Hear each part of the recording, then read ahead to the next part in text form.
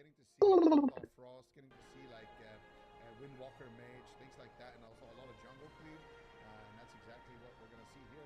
Another jungle cleave Hello. once again.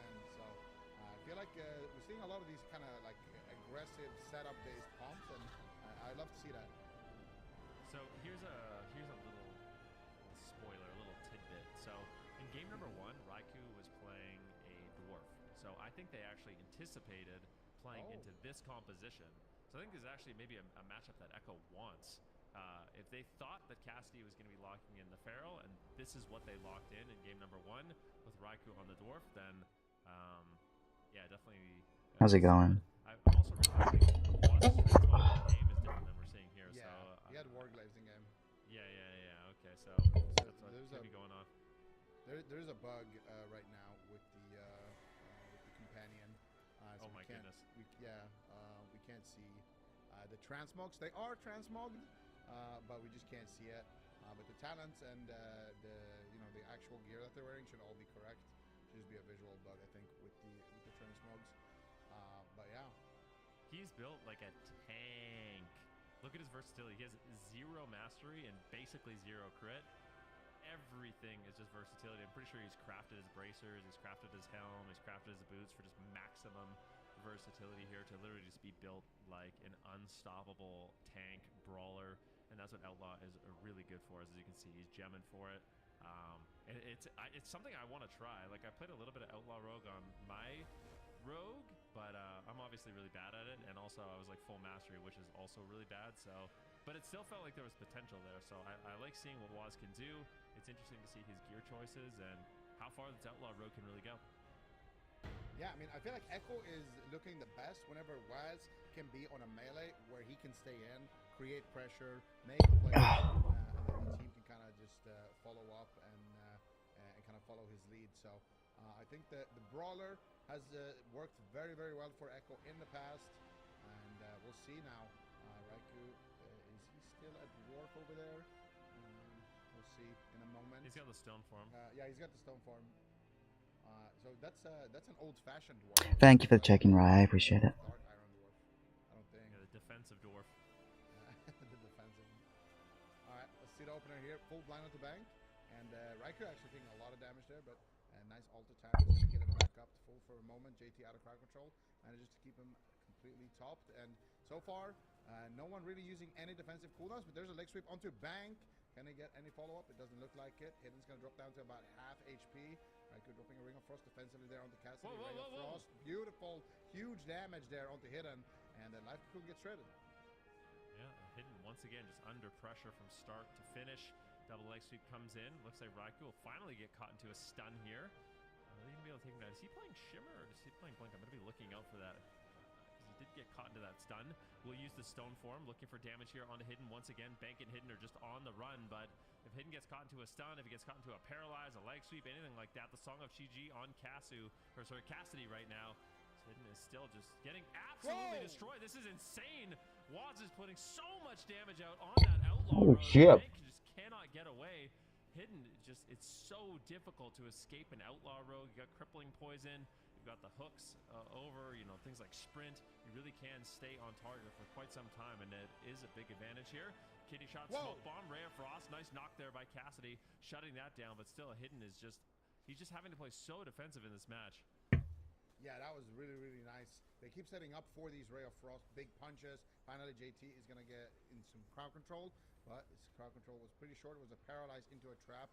And here comes the Ray of Frost. Massive damage onto Hidden. They could take him down here. Bank's in a blind, but they trade out the turtle. Hidden still not feeling too confident. The Song of Chi-Ji gets casted there as well. Bank's going to have to try to maneuver around. He gets gouged, but manages to dodge the Song. Hidden still down to half HP here. Bank's got a lot of work left here. Does have the Life Cocoon, so we could trade that out, but he's being greedy. There's the stun onto JT. JT ports. Did he manage to port the trap? It looks like he was able to actually in that position. No. There's the Bank with the follow-up. Get the trap, they get the full sleep on the JT. He's going to trade out the Will of the Forsaken on that Undead Monk. Waz gets the Life Cocoon, and both teams stabilize. All right, here we go. Polymorph on the Bank. Hidden once again in trouble. Ray of Frost gets kicked. Nicely done there by Hidden. They've done a good job denying these Ray of Frost so far, but it is just such a panic mode. Hidden now into a Sunlock, and that could be the game. Bank that could be it, actually, yeah. Throws in a wind kick. and it might be enough. It looks like he will be able to hold on, but that was an extremely close call, and I just feel like Stop Nerf Mistweaver, they just cannot get any pressure going. Waz eats the trap there. JT gets paralyzed into a leg sweep, as it looks like Bank is trying to set up his team, but just forced so defensive in this game. Hidden is trying to get away once again, but Waz is just Mistweaver is fucking broken. shredding him on that Outlaw Rogue. And you can see Raikou as well looking for some additional crowd control. Paralyzed into Dragon's Breath. Full kidney shot lands, and Hidden goes down. This is a dominant game. Like, I feel like Stop Nerf Mistweaver, they could not do anything here. That was brutal. I mean, it was just full gas pedal for Echo from start to finish, just running them over basically on the side of Stop Nerf Mistweaver. I mean, even when you looked at the damage, it's just Raikou and Waz at the top, constantly dealing pressure. You're a loser. Even the winning CC chain, they're just going with these kind of small, like micro CCs and focusing on keeping their damage up and getting their damage off. These Ray of Frost, like it's a full Ray of Frost there. It's an immediate turtle. They had the blind there to cover it. Here they got the double sleep. Hidden almost going down through that as well. Bank had to trinket and do what he can here to actually keep Hidden alive. Manages to recover, and then here at the end, it's just a paralyze into a Dragon's Breath. Get a short paralyze there, and then Raiku's just there. Gets the Dragon's Breath follow up, and just continues the pressure there with Waz. And it's enough, just those two short kind of instant CCs to take Hidden down, just because they had so much pressure. How's it going, Weaver? Pretty crazy to see Echo.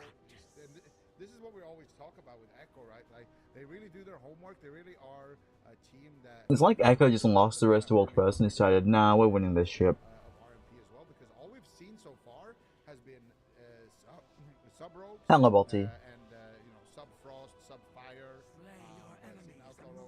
being utilized, and seeing also the other comps that they have available, you know, with the Windwalker, with the Windwalker and the Frost Mage, as well as the Windwalker Fire Mage. It just gives them a lot of flexibility. So it's a difficult team to prep for sure. Yeah, I don't know what Stop Nerf Mistweaver is going to do. They're going to have to go a totally different direction, because I feel like Hidden, he's just too much of a vulnerability. He can't kite on the Hunter. He's never getting away from Waz. He's really struggling to land the traps. And also, he's just giving JT additional healing. So, Slow and tired with a headache. Yeah, I feel that. Marksmanship Hunter. I don't know if they just need to get the Hunter out of the game and maybe play the Feral Devastation, but it's going to be tough either way. Yep, that's what I'm thinking. Okay, The amount of damage Rogue did then was insane. Basically, that we know they have on Stop Nerf Mistweaver. I think it's time for Cassidy and Smite combo now to be tagged in, and I think that's. I mean, Your hands are fucked. What do you do? I also feel like that's the hardest comp to kind of prep for. Runes of Lordaeron, so it is a good map for you know, Smite. Yep, there it is. Smite Cassidy. Dev Evoker, Feral Druid, Mistweaver. I don't know. I feel like offensively, yeah, maybe that's just because of the Hunter, but I feel like offensively they didn't really, in both of these first two games, they didn't really have too much going. There was like one moment where Echo kind of did that defensive overlap in game number 1, but aside from that, it was never really like big pressure moments from Stop Nerf Mistweaver. I didn't feel like Echo was really scared. Oh, 200 number X. Yeah, that's far.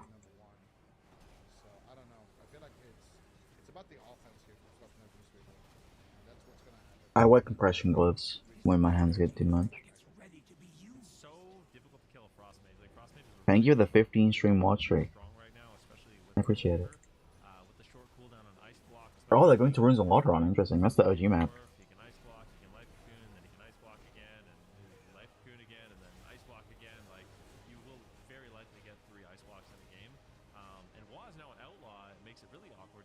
This might have been a matchup in the past where they could pressure the subtlety rogue, like do damage on the subtlety rogue, try to just deny his goes, and then you're going to inevitably roll them over. But this is different. Like all of a sudden, Waz he's playing, you know, a tank specialization on Outlaw.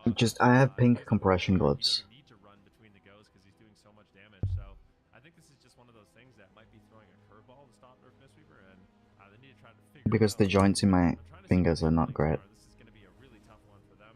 They do have a lot of damage though. Like, let's be completely honest, their composition does bring a lot of damage, but it's been a difficult showcase so far. And you can see Raikou also doing something very similar to Waz, where he's just building as durable as possible.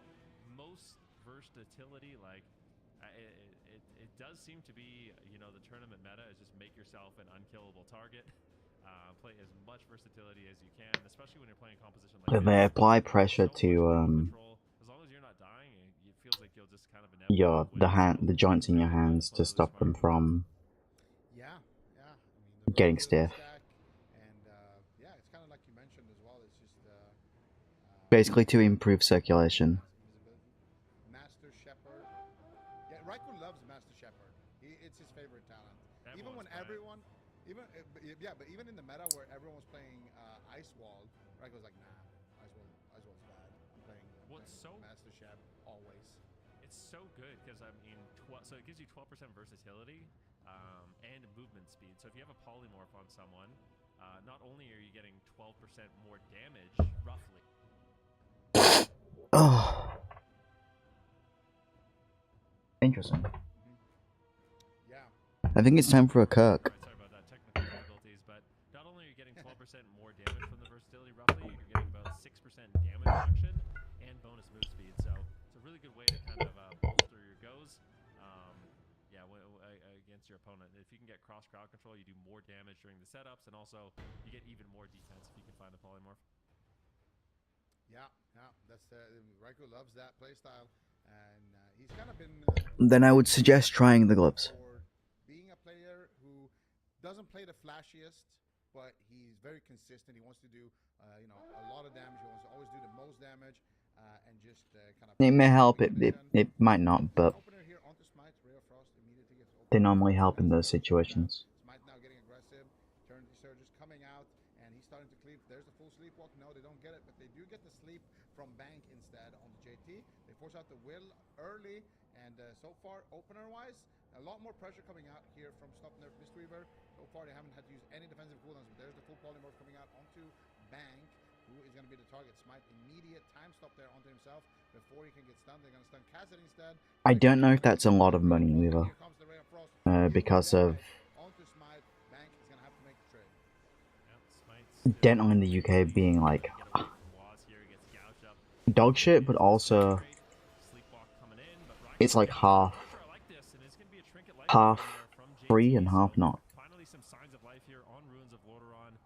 It's discounted because of the healthcare system.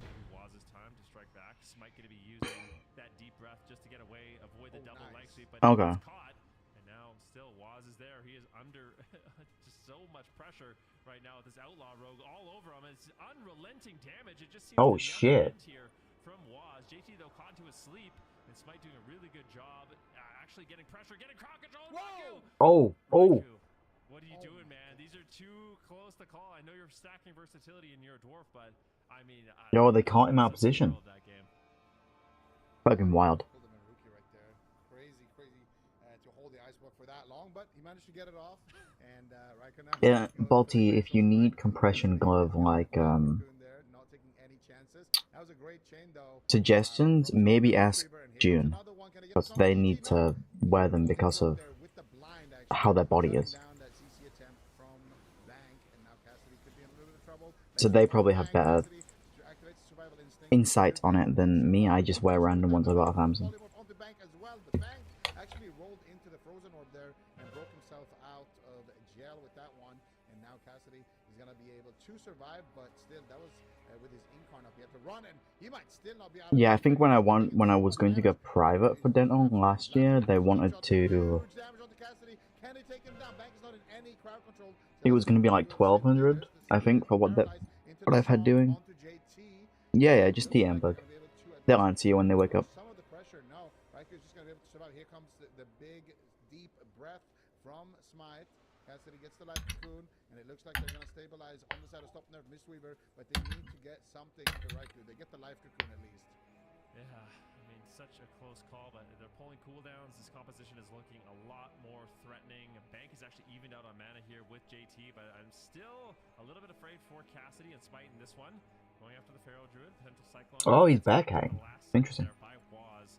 So good with those interrupts and just creating pressure on that outlaw rogue. Gets the full kidney shot on Bank.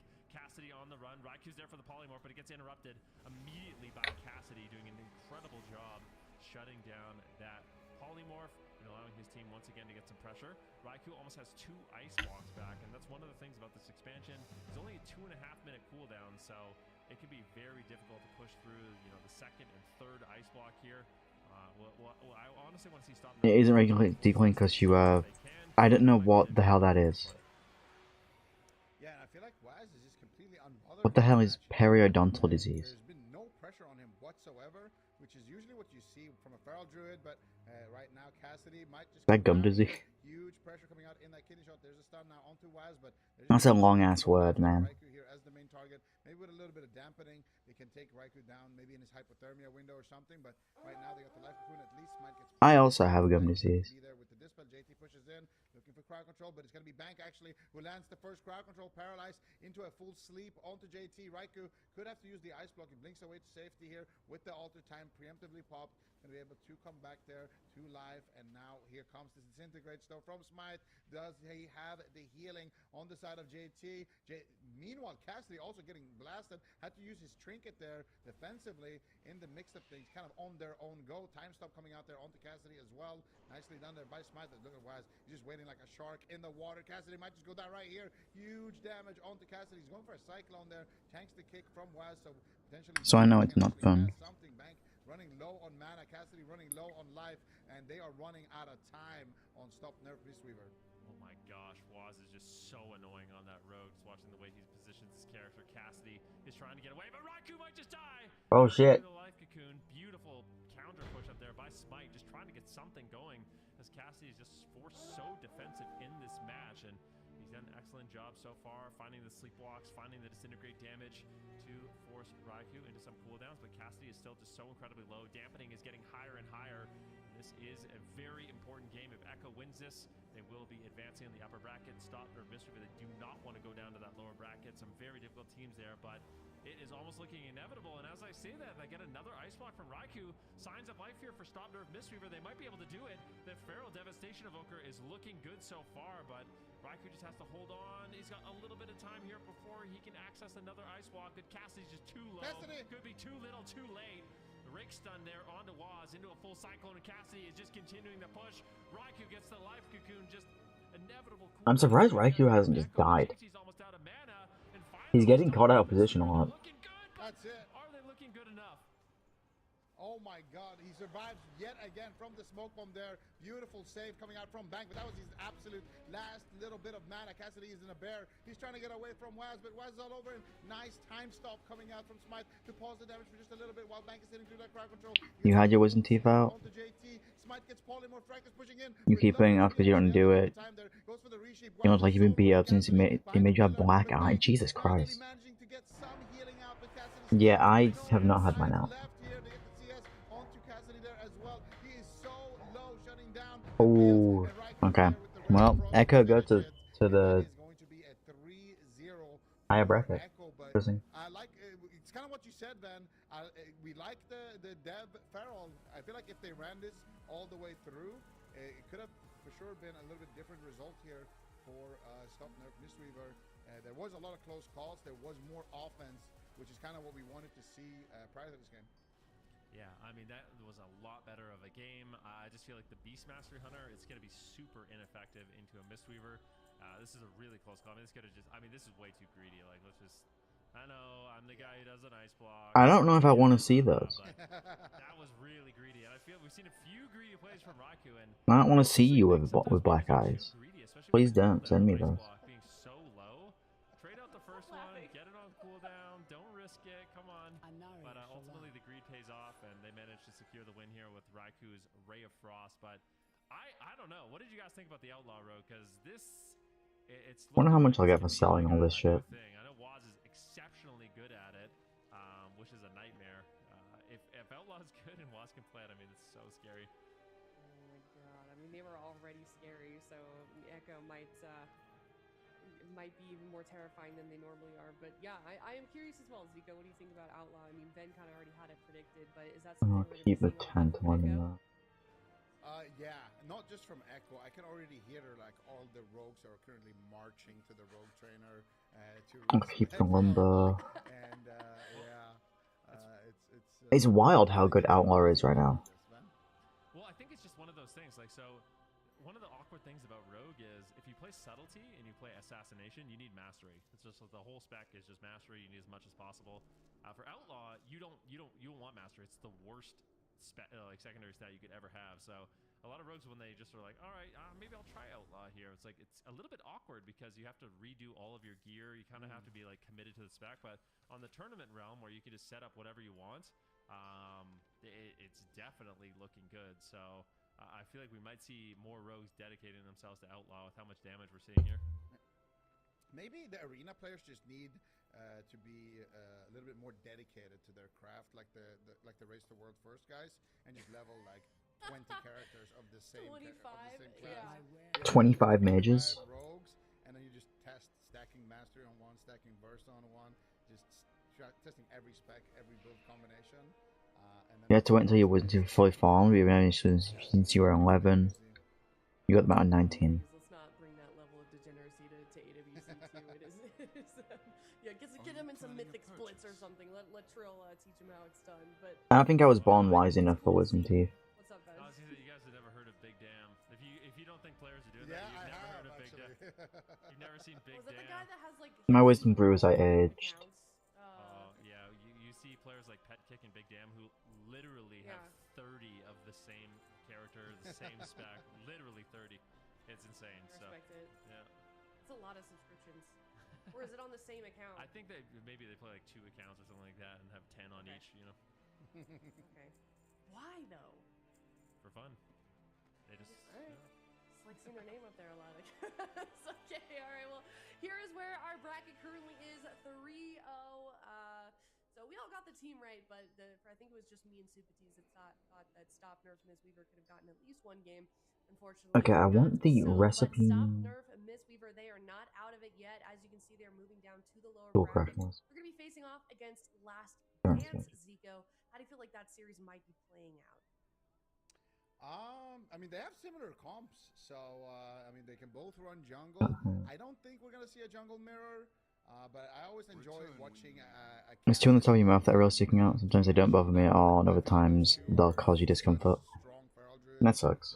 They've been the kings of Feral Druid for such a long time, so I'm really excited to see it. I hope we get to see some version of Feral Showdown down there, and we'll see. I don't know. I feel like both teams could take it. I think Bank on the Mistweaver could have the edge.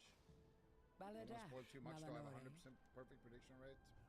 Dude, it's been 2 series. Let's relax a little bit.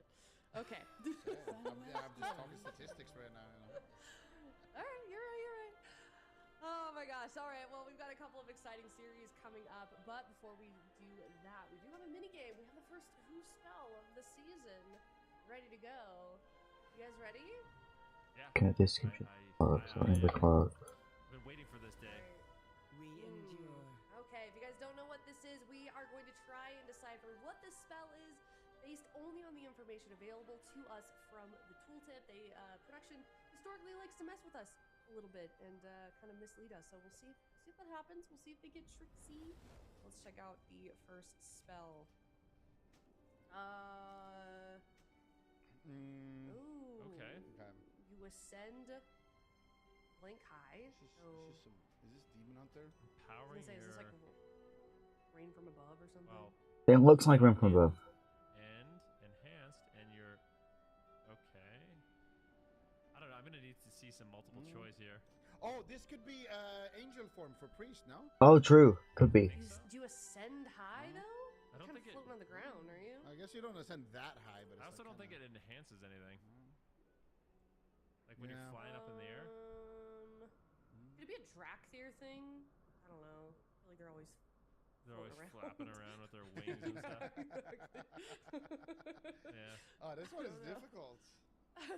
We need the choice nodes. Yeah, we need the choice. This is too hard. Yeah, this is way too difficult. The first one, I mean, are we gonna warm up a little bit? You know what, I'm glad you're here and can enjoy stuff, Bolton. I guess we're always talking smack. Bro, oh, this is way too easy production. Come on. Okay. Ulti Penny. Catalog every newcomer. I want to know secrets among these latest. I actually think it might be Ulti Penny. Could it be Void Meta? It could be. It could be. You don't go up in the air. Or Ascendance. Sorry, go ahead. But no, Ascendance is the shaman ability. It could be ultimate It penitence. enhances your penance, I guess, or your healing. I don't know. But what does it reduce when you ulti penny? Movement speed? Ah, yeah, it does actually. I don't understand. Alright. Go with that one? What is the 50? I don't know. 50 yards? I don't know. This one is too confusing. Is it Void Metamorphosis? I don't think it's Incarnation in Tree of Life, but it could be. You ascend into a tree. Wait, I think it's Ascendance. I think it's actually Ascendance. It could be, yeah. I don't think it's you. I think they're being tricky. I think it's actually Ascendance. You go up in the air though? I mean, but what if it's you ascend? No, That's I too don't. obvious, no? I'm going with ulti P. I'm going with Ascendance. Alright, then? I'm thinking, I don't know. Reduces your, what does it reduce? Enhanced and you're slow. Like, I don't think Ascendance slows you. Does any? I don't know.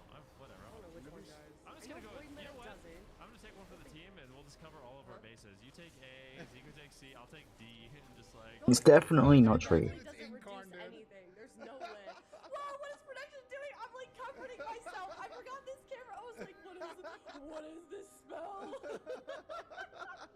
I'm I'm ready. full panicking right now, dude. Okay, let me put my hands up. Alright. Oh, it's void matter. Interesting. What is it? Wait, what is it reducing? You said it is Don't not eye that. me. I do not play Devour. I do not play Devour. Aren't you a Don't eye demon hunter? me. I was a habit Aren't you demon a- hunter. That's different. Come on, this is all you. This is all you. Hey, I'm happy. At least one of us got it right. Oh my god. Wait, well, what is it? Reduces your fury drain. Okay. Oh, yeah. I'm gonna read this.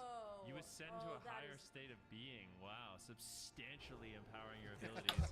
While in Void Metamorphosis, your consume and reap are enhanced, and your fury will slowly drain. Additionally, Void Ray reduces your fury drain, deals increased damage, and no longer consumes you. That was a good one. That was That was a so. tough one. Yeah. No, I'm mad. I'm not moving on from this. They made us think that you're ascending into the air and that you're reducing like something bad, like reducing casting speed or reducing movement speed, reducing your fury. Oh my god. Okay. Now what about Anyways. this? Okay, which one looks the most photoshopped? I know which one I'm going with. What? I think it's much easier to add on that third ring than it is to remove it. So just based off that, I'm going with B. Like I think, you know, because it looks good. Like I don't know, maybe the fingers looks a little skinny there, but like I think, Yeah. I think it looks a little sketchy. I'm also looking at the photoshopping. I think it's also either B or D. I don't think the gold I don't makes know. any sense. Yeah, I Like, don't think the gold, because they've got like the wraps, right? Like around their eyes and yeah. stuff like that. They So wrap I'm their gonna finger go- though, that knuckle joint. I don't know. Bruh, I don't know. I don't think they're wearing gold. I don't really think demon hunters are historically dripped out too much. I think it's probably. Is it a similar look to Havoc though? You should know this, no? Okay, great. Let's stop with that narrative, please. I'm gonna go D. I'll go B. I don't know. I think I'm wrong, but I'm gonna go B. I just have to. Okay. It's been calling to me.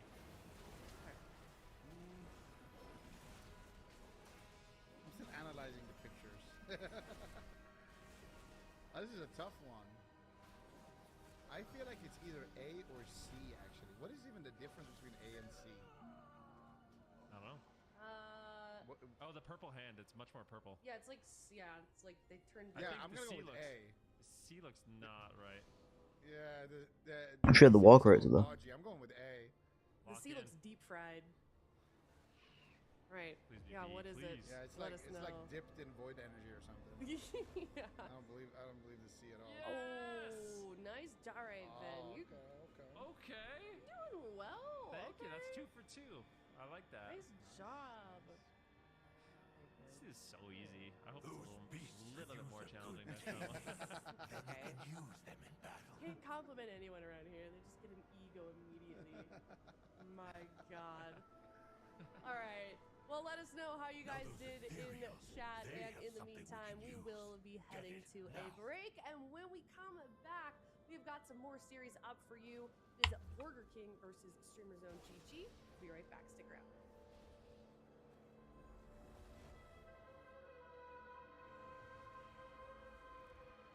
Some more series up for you. It is Burger King versus Streamer Zone GG. We'll be right back. Stick around. There are rumblings I can sense coming. Okay. Go explore Slayer's rise and see what they are.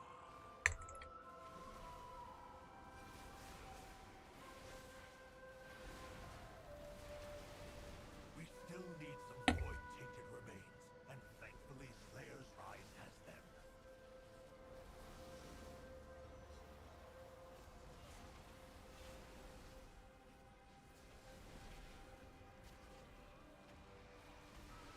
Fuck.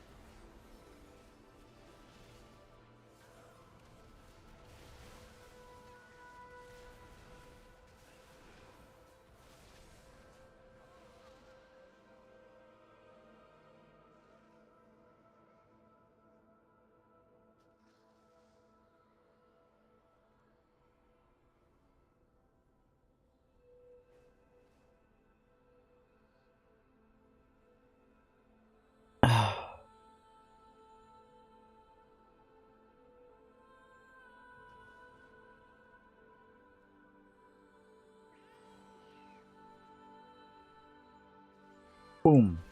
I'm here. I am PvPing, yes. Whilst watching the PvP thumbnail.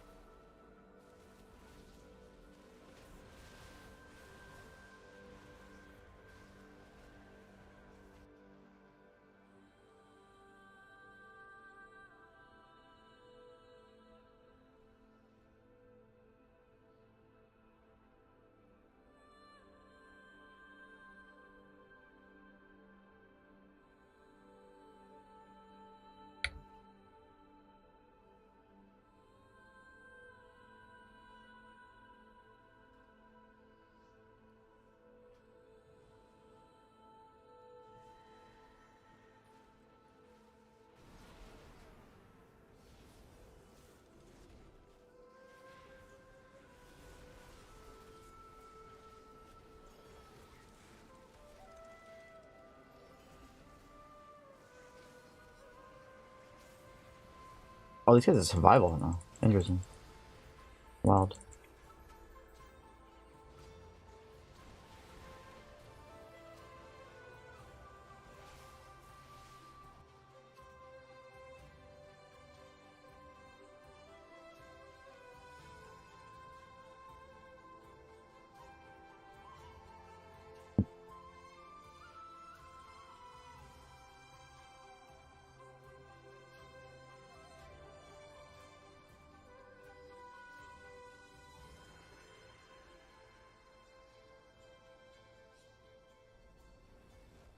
Hello, everybody, and welcome back. We have got Burger King versus Streamer Zone GG. I do love So, Steve, PvP. what is your take on this You're right. series? What should players, users be looking at from home if you're watching?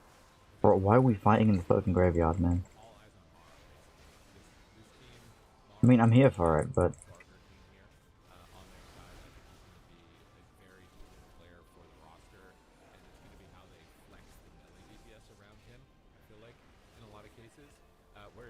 zone.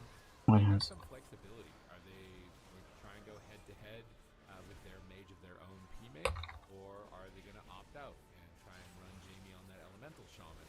Because that is what they did in the open bracket leading up to this position. So they also have Hitty on their roster, which has been, you know, I want to say up and comer, but like he's been a phenomenal player now for a couple of years, but he's still kind of like on the newer side of things when you compare him more to like was in the European region, but now he's definitely up there at that level as well. So just head to head, they have very similar compositions. So I'm anticipating like what And you're dead. look like a little bit, because I am a little uncertain.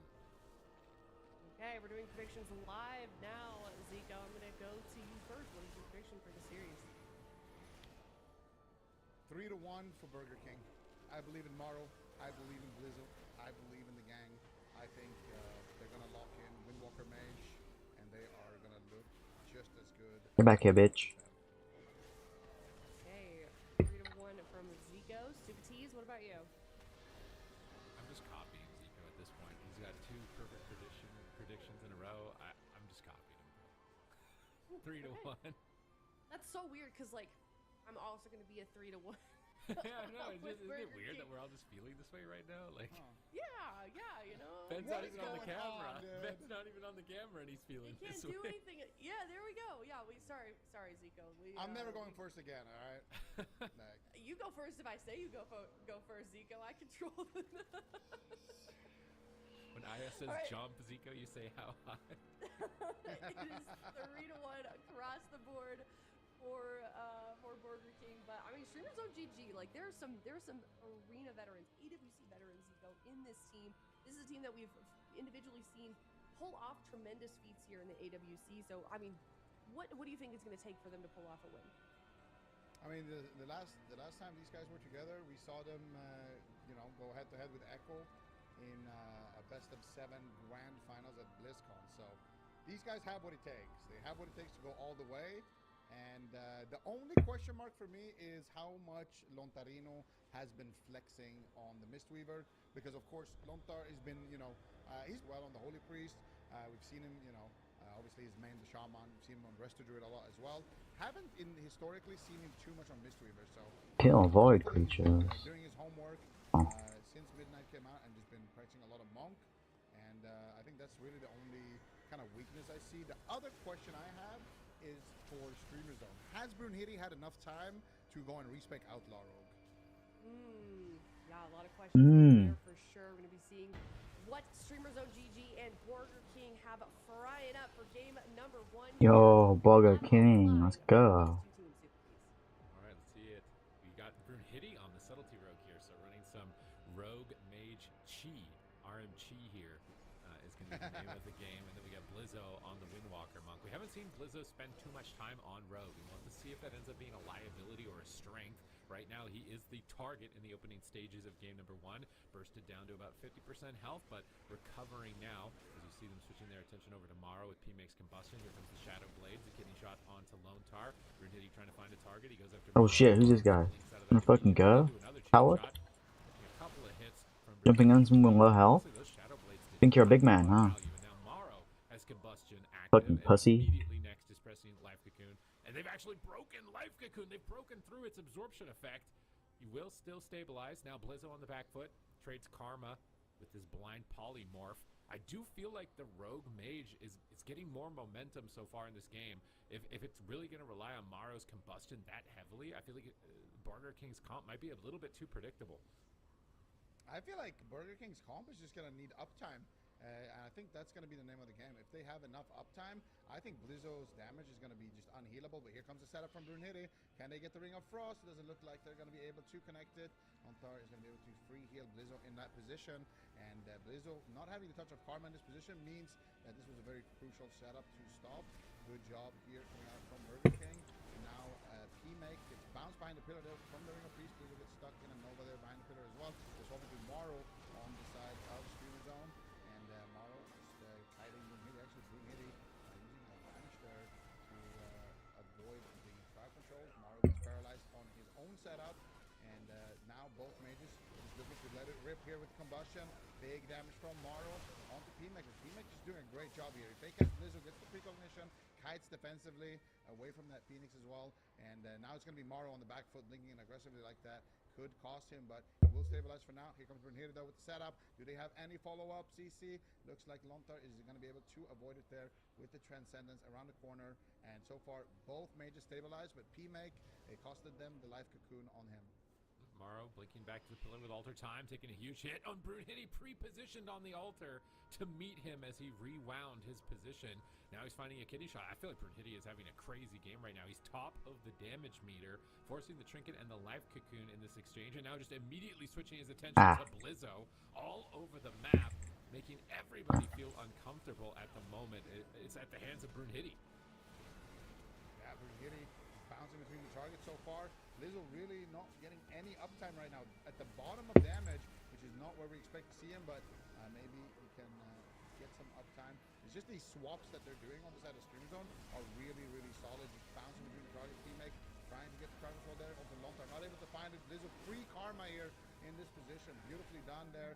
And he's going to be able to survive. Because of that, you may get some life cocoon there as well. That was a beautiful chain with a blind onto Lontar. They were actually going for the KO, but Blizzo reads it and stays alive. And now there's a chance here for Burger King to potentially get some pressure going. Blizzo's going to replace his quarter, I think, behind the pillar as well. And now gets caught up in a cheap shot. Big damage here onto Blizzo. It's kidney shot. He's got a trinket, and there's the port coming out from Blizzo to safety. And that was a big cooldown, though, that they pulled. And Brunhilde, he's got Shadow Blades, he's got Shadow Dance, and they could potentially go for a KO soon. Yeah, this is going to be very scary right now for Burger King in these next couple of seconds. They're setting up with Gouge, waiting for DRs to reset. Global Uma doesn't have autoplay, so I'm not going to do that until it does. So he's preempting the Shadow Dance because he won't. If it had autoplay, then I would, but I'm not going to just put it there to keep having to keep clicking it. It's unoptimal. They're switching their attention to Morrow, but he's looking durable with the Blazing Barrier and still has cauterized to save himself should it proc. P-Make being pressured at the same time. Both mages at critical margins of health. Morrow's combustion is up, his damage is amplified. P-Make sees that and pops his Blazing Barrier to absorb the initial hit. But now Morrow is faked and interrupt. He's spamming up Polymorphs. Blizzo is low on the switchback. We see the smoke bomb drop, but Lontar is right there in it. Ready to there you are. sneak a polymorph. He gets it onto next behind the pillar.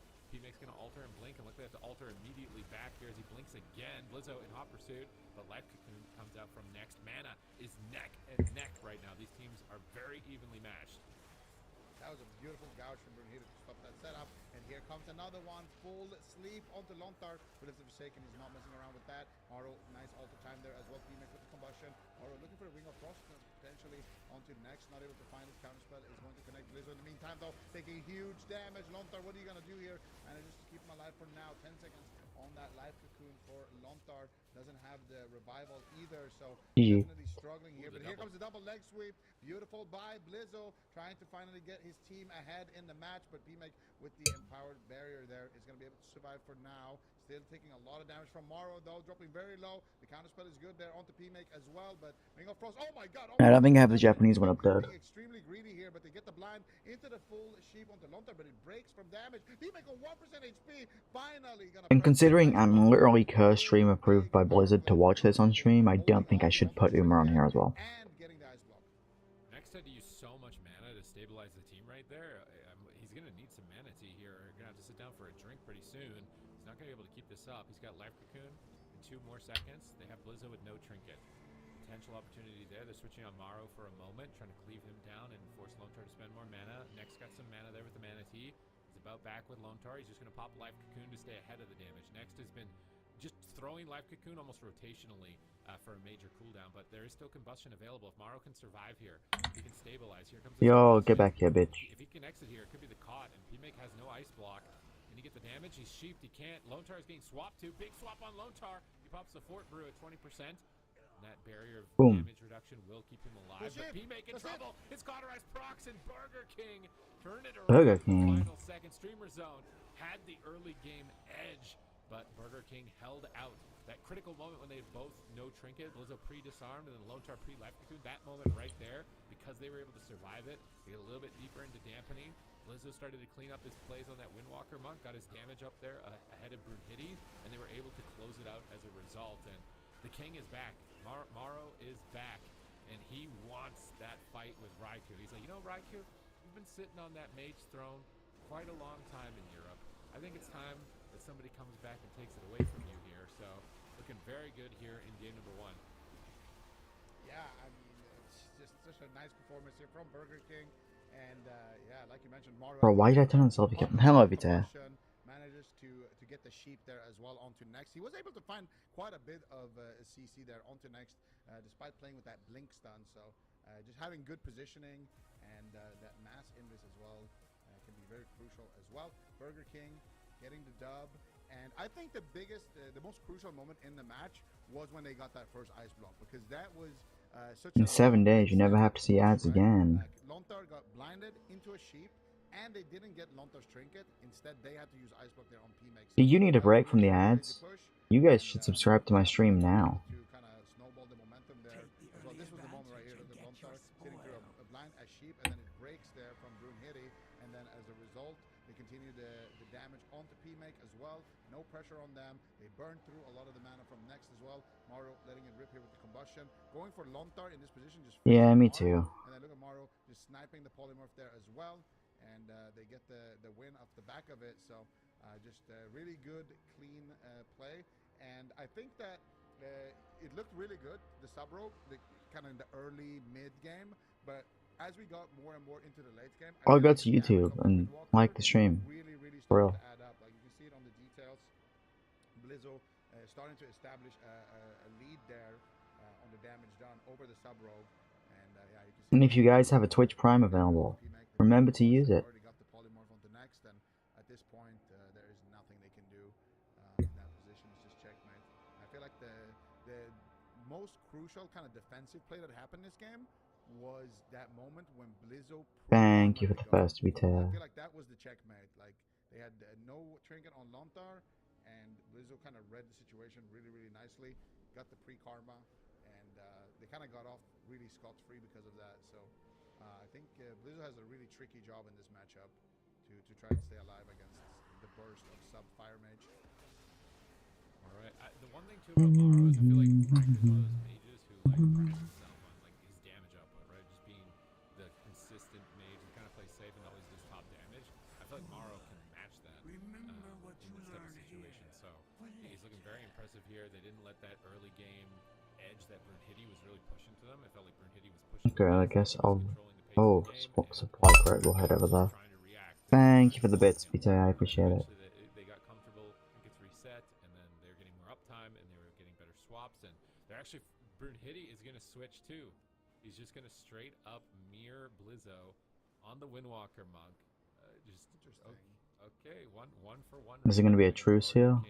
In Streamer Zone, and what's cool about this roster is that they're just basically mirrors of each other as far as like Blizzo's a melee specialist, Brunhilde's a melee specialist, P-Make's a mage, Maro's a mage, Z-Pie's an Ellie, Jamie's an Ellie. So like these guys are like almost like class envy, you know, against each other as far as a roster to try and figure out like who's going to be the best, who's going to be the main opponent for Echo in the upper side on Championship Sunday. So I feel like there's a lot on the line here, just in qualification, but also a little bit on ego.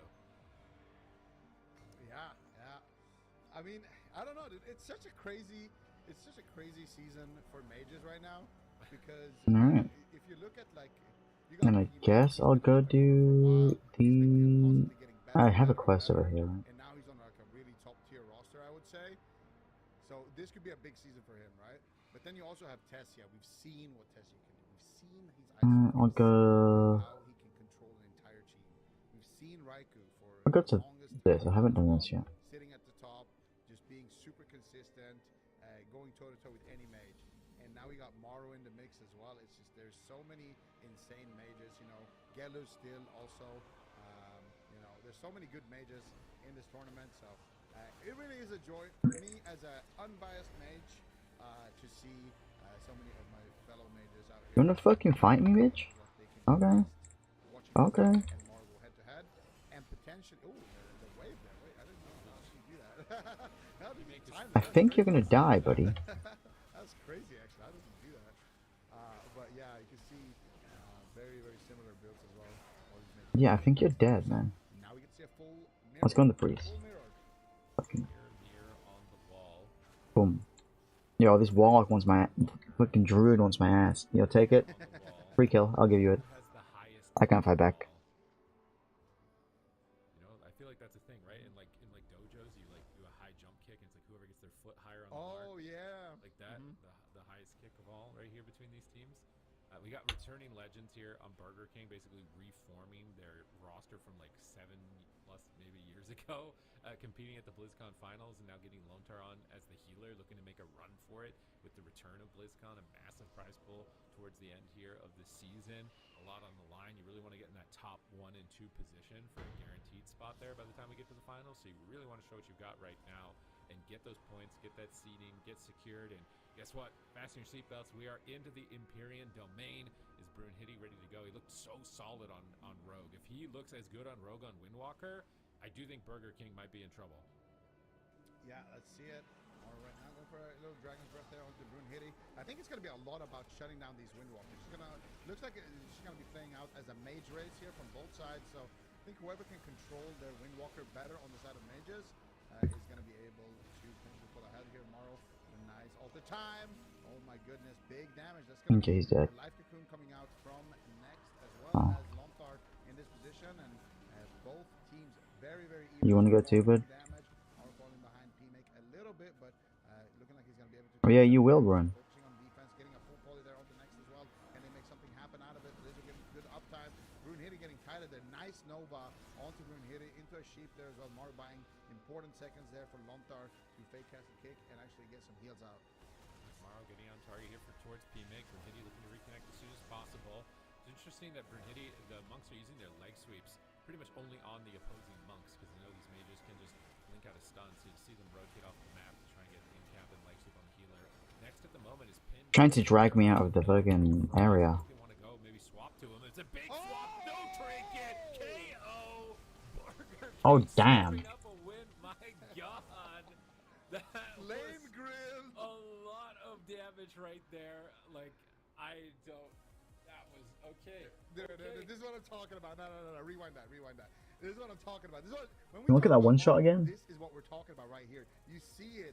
He forces the dispel defensively on the monk. Then he kind of traps the healer around the corner with a ring of frost. And then he's like, all right, dinner served, boys. Let's go. And everyone collapses out of that paralyzed. And it is just so nice to see. I mean, you can see it. This is a little bit earlier. So right here, they force the dispel onto Brunhilde.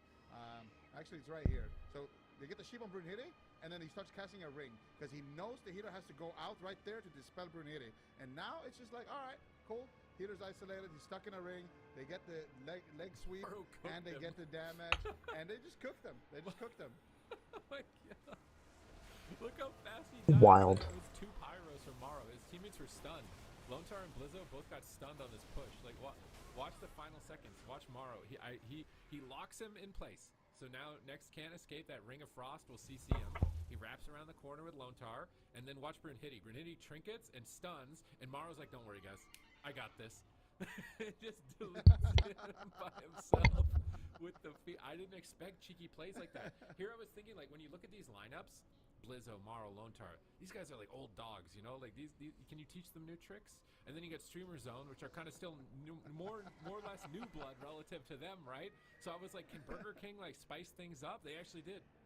They actually did spice things up there. I was thinking that they were gonna play like conservative, Where you at, bud? safe in a standard game, but they You land. get the complete mix up there here in game number 2, minute and a half in, and now they're up 2 points.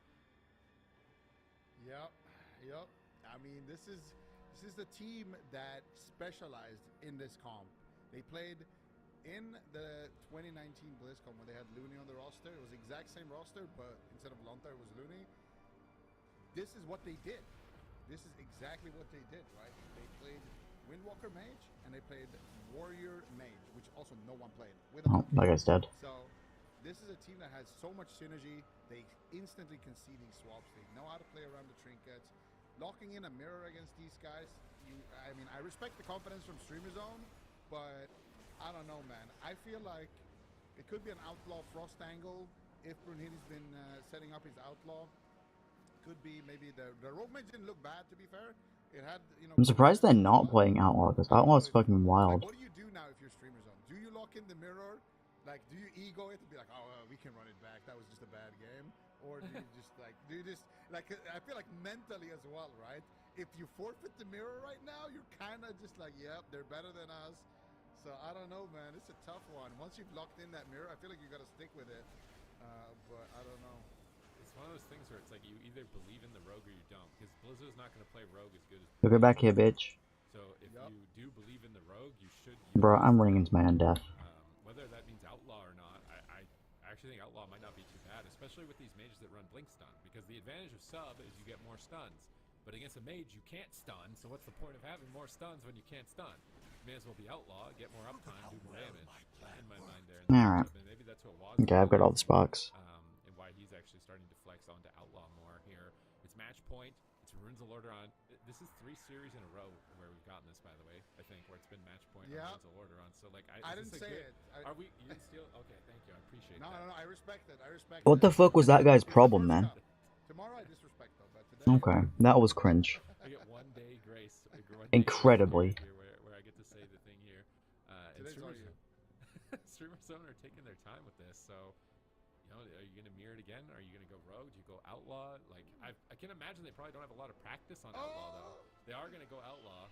I think they're thinking the same thing I'm thinking. Is like it just does more damage, and who cares if it has less stuns because you can't stun the mage anyway.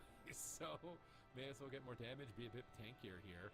But how much practice do they have with it? Obviously, they've played rogue mage to some extent over these years a lot. So it's the nuance of that is going to remain true.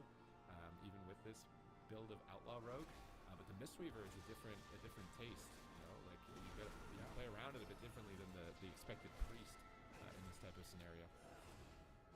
Yeah, I mean, Brunhilde was basically WoW's biggest rival, I would say, on the outlaw rogue. So I like seeing him on the outlaw rogue, but it does raise some questions about how much have they played it, like you mentioned, and is it even gonna work in this matchup? Like, is this a matchup that they actually have practiced even with the outlaw if they have played it? And also other rogues out there. There's a lot of sub rogues. We saw it in the open bracket. I didn't see a single outlaw rogue in the open bracket, at least from all the games that I watched. And now we're already starting to see, like on tournament day, rogues are starting to adapt. Rogues are starting to switch it up. So, we still have all of North America tomorrow. We still have Championship Sunday. Still days left of the tournament. Like, what are the other rogues doing? There's a lot of rogues in the tournament still, That's one thing. Then the other thing, which I think is a little bit more interesting, is you just locked in a mirror confidently after losing that game 1, got botted in 1 minute, and then swapped off of it. So, like, what does that do to your confidence? Like, heading into this game, you're down 0-2. I feel like... Okay, now we're gonna handle this shit. I would be thinking about it still. Like, I'd be like, damn, that was rough. Like, and I don't know. It could be like, okay, but maybe we can win if we do it again. Like, maybe someone on the team feels that way, and someone else on the team is like, no, we can't. So I don't know. I feel like that's a really tough position to be in, heading into game number 3 here.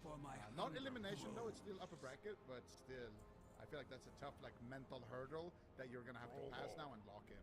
Hopefully they're not too tilted from that one, because Runes of Lordaeron would be a fitting final resting place as it is a cemetery. Maro hits a flame strike, pulling P-Make out for a second there. Doesn't hit the rogue though. Brunhilde's making his way around. Why is Delirium? What the hell can I use Sire's Delirium for? Swap over to the mage, and this is really where we're going to see the advantage of the outlaw rogue, is that uptime that he's going to get without needing to stun. Maro kites across the universe. He alter double blinks. Brunhilde chases him. He dragon's breasts him. Oh, that's the side of the tombstone to escape reputation. Brunhilde now in a leg sweep. Not okay. A lot of uptime, and Maro blinks in confidently. He might actually get stunned here pretty soon. He's popping combustion to trade into P-Make, and he's absolutely blasting him. What I really like about P-Make is he positions his Phoenix really well. When you activate the combustion, that Phoenix goes on the ground, and that Phoenix is a lot of damage, but it can be line of sighted. And Maro is really good at making sure that it's in a spot where it gets all 100% uptime. Interesting. Okay. And look at the pressure still onto P-Make. Finally gets full HP. There's a stun now onto Lontar. They're looking to set up it. Look at that paralyze onto Brunhilde, slowing things down. There's a full blind onto Lontar as well. Maro could be in a little bit of trouble, playing a little bit defensively here. Full sheep as well to follow it up, but looks like Lontar is just going to respect the CC chain, trinket out there. It's half sheeped in this position as well, but Lontar should be able to pick him up. Maybe not. If they can force the ice block. Or Go down and do that to grab the cash. Lontar is going to be able to save the day. Paralyzed now. On to next. Into the full sleep. Next. Going to trade out the Will of Forsaken there. And Morrow still in a lot of trouble. Has to use the ice block while he's... Well, that was an early ice block. Going for offensive plays. That is not something that Morrow is going to be happy about. Now they need to try to force something here onto P-Make. Morrow with his combustion. Immediate trade with the life cocoon there from next, right before the leg sweep connects. And now swap onto Blizzo smoke bomb.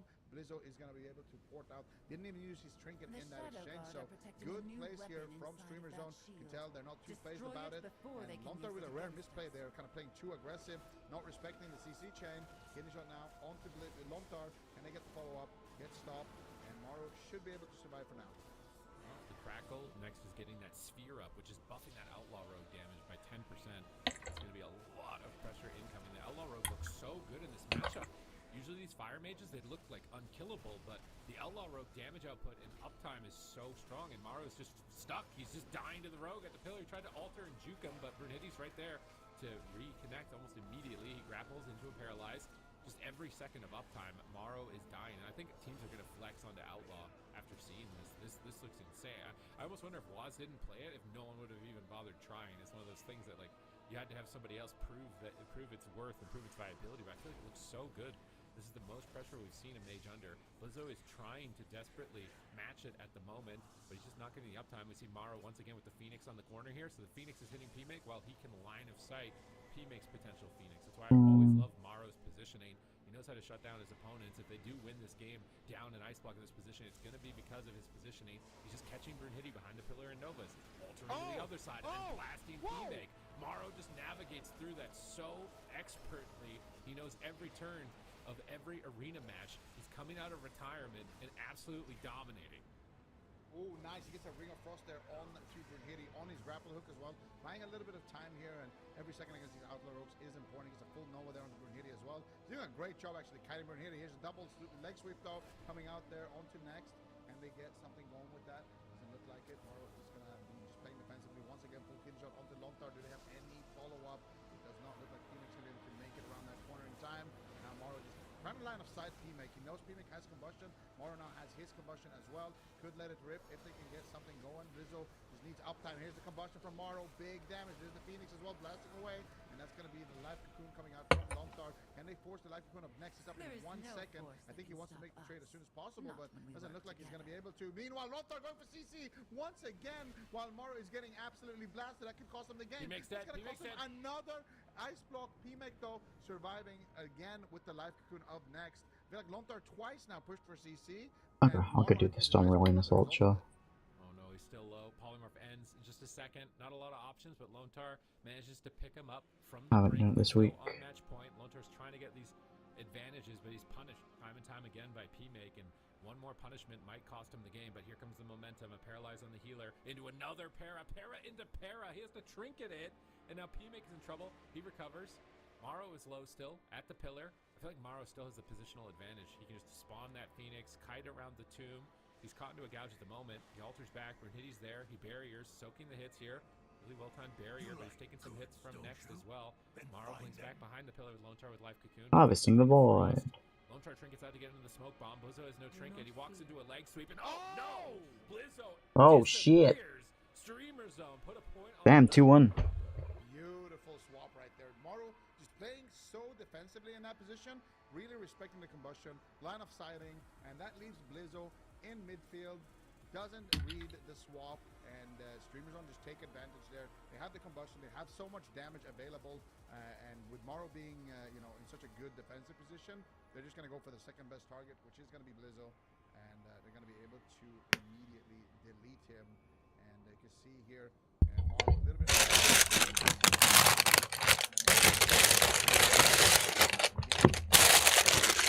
Actually getting counterspelled there after he pushed in for CC. And into a leg sweep, so good punish. Morrow here, just line of sighting in this position, and meanwhile, that's going to be the swap to Blizzo. And next pushes in, tries to get the leg sweep there from max range, but it's not going to be enough. And Lontar stuck in there, not going to be able to heal up Blizzo. So that was a nice little snipe there by next, kind of walking in there into the bomb, and at the very last second, kind of shutting it down. Beautiful stuff. I really like this from Streamer Zone. Just play the outlaw role. This looks disgusting to play against as the mage. I feel like it's basically full uptime. Look at Brunhilde's damage. He's out damaging Blizzo. He's just able to set up much better than Blizzo as well, and the damage here is just incredible as well. So I really like the Outlaw pick. All right, I think it's been a great adaptation. I'm still just sitting here thinking about what beats it, because I feel like mage is almost countered by it. It just seems like you get so much uptime and just passive momentum. He's just auto-attacking him and just eventually going to knock him down. It feels like a hard counter. So if you can't... Yeah, because you're not even trying to stun him. The mage, obviously, they were able to win, but maybe there's a Enquiry, like a beefier caster. I'm trying to think what it would be. Like maybe a Boomkin, the high armor, or maybe an Ellie Shaman or something like that. Like maybe they consider using Zipai in a situation like this, because I don't think Blizzo will have the option to change over. It's a staggering amount of damage that Brunhilde is getting here, even though it's less control and everybody was talking about subtlety. I actually made a tier list predicting what specs would be on top, and I threw Outlaw in A+, even though I was like, you know, sub is good, but I actually think Outlaw would have some potential here, and this is the potential that it's showing in this matchup, and they're so evenly matched when it comes to the breakdown here, and games can end immediately if you're caught or you make a mistake and you get punished. And Lontar was kind of making some cheeky moves, as you know, feeling like he was really ahead in the game or really ahead in the moment, and teammates shut down those moments, and then he sees a swap, he catches him in a smoke bomb. But we're gonna move. We have a series. It's not a blowout. We have a series here, showing signs of life on the side of Streamer Zone, and now we are going to go to Hook Point. Oddly enough, they actually went to the small map. Usually rogues prefer this, but I guess Windwalker also, you know, is getting kited, and maybe they realize, you know, the tomb maybe wasn't the best there, so they want to match aggression with aggression, which is interesting on the side of Burger King. Yeah, I mean, I don't know. I feel like they have their own kind of win condition on P-Make, on the mage, and sure, there's things that they could have done better in general to survive there, but I feel like I would rather have a Windwalker hitting me than an Outlaw Rogue hitting me. Like, it feels like an Outlaw Rogue you actually can get away. With a Windwalker, you have these moments where you can actually outplay the Windwalker. True. And Yeah. off of you for a little bit. Like, Ice Nova is a great tool against Windwalkers, you know? If you're, if the Windwalker is rolling towards you, you can actually interrupt his, like, animation with the Ice Nova, and then a lot of the time, Windwalkers will use Tiger's Lust to try to get back to you, and then you can just full Frost Nova them. You can get a lot of sheeps on them as well if you fake cast their kick, but Outlaw Rogues, even if you fake cast their kick, you're not really gonna get too much CC on them. I feel like they just have so much uptime and so many interrupts, so many ways to stop you, you know, with vanishes and gouge and all these crazy abilities. So I don't know. I feel like the Outlaw Rogue is much more uptime and also with some ranged attacks. So we'll see if they can make it happen here on Hook Point. Lontar's in a full blind. Blizzo's going to be the target immediately, taking a tremendous amount of damage here. But Blizzo holding onto his trinket, holding onto his touch of karma here as well, actually. Being very greedy in that position, but the fourth brute is going to be enough here to save him. Actually, really nice opener here from Streamer Zone, but they don't really get too much from it. They want to get those trinkets, not able to find them. Burger King, combustion up, targets on P-Make, he barriers, wraps around the corner, and I think P-Make's actually running an embellishment. I think it's on his neck piece, where you activate it and gives you a void shield that absorbs damage. Oh, but Maro is dead. Like to bench that thought for a second. Maro almost goes down there. Lontar gets a life cocoon to recover him. Next is going to use a life cocoon as well.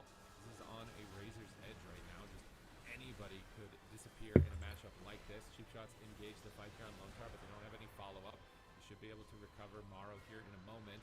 He pops the barrier. They shred the barrier immediately. P-Make is just staying on top of Maro. So I think what happened last time too is that Brunhilde got left behind a lot on the tomb. So I think P-Make here might play more aggressive. We'll have to see if he decides to blink forward or not. Song defensively, Brunhilde dodges it. Ring of Peace bounces Blizzo back to his teammates here. They're all stacked up. How are they going to take advantage of this? Here comes the combustion. Big damage incoming from P-Make. He barriers to stay aggressive. Maro barriers, then answers back with a combustion of his own, almost blasting P-Make out of the zone layer there for a second, but manages to stay alive. Maro low, and I'm constantly just on edge. Like the health bar is just down and then up and then down and then up. Next has to use Life Cocoon here to be able to stabilize P-Make. They broke the Life Cocoon. That wasn't even like 1.5 seconds. They broke it. He's almost dead again. And here comes Blizzo's cooldowns. He didn't even activate Zephyr just yet. At this point in time, he's trying to cut through the blazing barrier. He's Frost Nova'd into a polymorph. He manages to get dispelled. P-Make fake the kick. Ring of Peace to bounce him in line to the kidney shot. They're dropping a Ring of Frost. Are they going to swap Lone Tar? Are they going to do Lone Tar like they did next on Empyrean Domain? It doesn't look like they're going to make the swap just yet, but I feel like they could. Yeah, we'll see. I mean, they could also go after next here. He's got no trinket. They might actually be setting up for that. We saw it last time. There's the leg sweep. They're going after PMake though. Song of GG gets interrupted there. Nice counterspell sniped by PMake. Blink the bomb. There. He blinks out of the smoke bomb. Beautifully done there. Lontar with an immediate life between there to respawn. Grapple weapon coming out there on Brunhilde as well. Brunhilde getting the kick there. PMake still just a lot of siding Morrow in this position. Here comes Combustion though, but the Phoenix is slightly off center there. Not able to actually connect any of the damage to PMake, but Morrow still with heavy hits here. Can they get it? They get the cauterize, the proc him. Morrow almost procs as well though, but nice double leg sweep. Brunhilde is actually going to trinket out aggressively in that position. Now getting a gouge on tomorrow, being as disruptive as possible. Lontar out of crowd control. Can he keep Morrow alive? He's going to get a big heal there. Ring of Peace bouncing them back on the corner.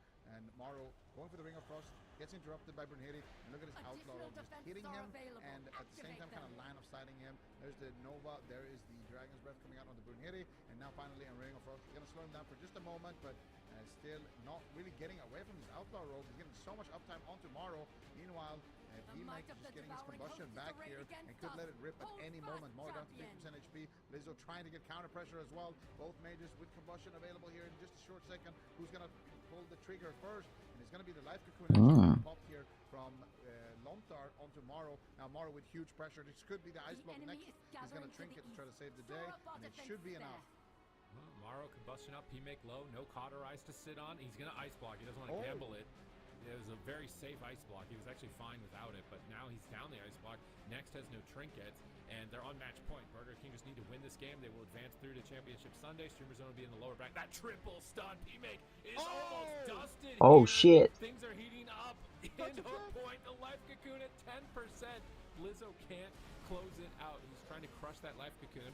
Not finding enough damage though. Fist of Fury into the life cocoon, managing to break through its absorption effect with a couple more hits. But now he's using the void embellishment on PMake here to get another powerful absorb. You see Blizzo in a kidney shot, trying to swap to him and disrupt his advance here. Combustions are coming back up. This could be the final bust of the game. Burger King have all of their cooldowns to get aggressive and close out this match, take the series, and beat Echo's opponent. They're doing it. Triple crowd control, massive pressure incoming, and Burger King absolutely serves Streamer Zone 3-1. The Outlaw Rogue not going to be enough, even though we were just talking, oh my god, it looks so good. How's that going to beat this? It seems like it's not beatable. They do it. They do it. Doesn't matter. Burger King do it. Yo, Burger King. They will be Echo's opponents. Maro the King. Oh shit, Burger King versus Echo? He wants that crown. Raku's had it a little bit too long. You know, it's been like almost like sealed to his head at this point, like welded to his head because he's been there. So Maro is coming to pry that off on Championship Sunday. Yeah, I'm so excited for that match because that, like we've mentioned before, is the 2019 Lisbon Grand Finals. It was such an epic finals too. So I'm excited to see, something that could potentially be the theme here, but let's not get ahead of ourselves too much first. Let's watch how this happens. I feel like it was this ice block right here from PMake. Like he wanted to block the meteorite, which can do an insane amount of damage in that position, but he also got a big heal at the same time. So I can't fault PMake too much for that ice block. And then in this position, they just get the life cocoon to get big trade there. And then as soon as they have that next combustion, they set it up. They get the Song of GG out of the Paralyze, and then Lontar with the leg sweep on the Will of the Forsaken, connecting it onto PMake as well. Morrow just has to do damage in this position. Lizzo is free as well, and they're able to just burst PMake down. And Burger King looking real deadly on this comp here. They have a lot of options. Are you casting the next series? No. I'm not gonna be able to copy you. I'm asking production whatever you send them. I'm asking. He has 3 perfect predictions in a row. That's like a hat trick. Like what? If this was bowling, he just got a turkey. Burger of the King. Main gen PvPs, yeah. 3 strikes in a row. Yeah, and then on the little screen a turkey shows up too. I think I won the predictions last season as well. I don't know. It might just. We held them back. The singularity anchor has activated. I'll send you my. I'm enjoying what I'm playing and I'm enjoying what I'm watching. Oh, a small fee, I see. Some classic WoW gold. Some classic classic WoW gold for all your repairs and Oh, no, wipes I want- for the repair bills? I need retail gold actually. Oh, that reminds me. I need to This collect area my is housing compromised. tax. It I is made a vital neighborhood, to our mission that you and secure it. I'm You selling all the tax best plots them? in my neighbor. Yeah, of course, all the best plots, like all the beach plots, like near the water, they're going for 50,000 gold a month. So I need to go and collect my. Just taxes imagine there. your little goblin mage. Damn, RP he's walking taxing with, her. like a bag transmogged and just knocking on the door. Starting. Yeah, Go ahead. Go ahead.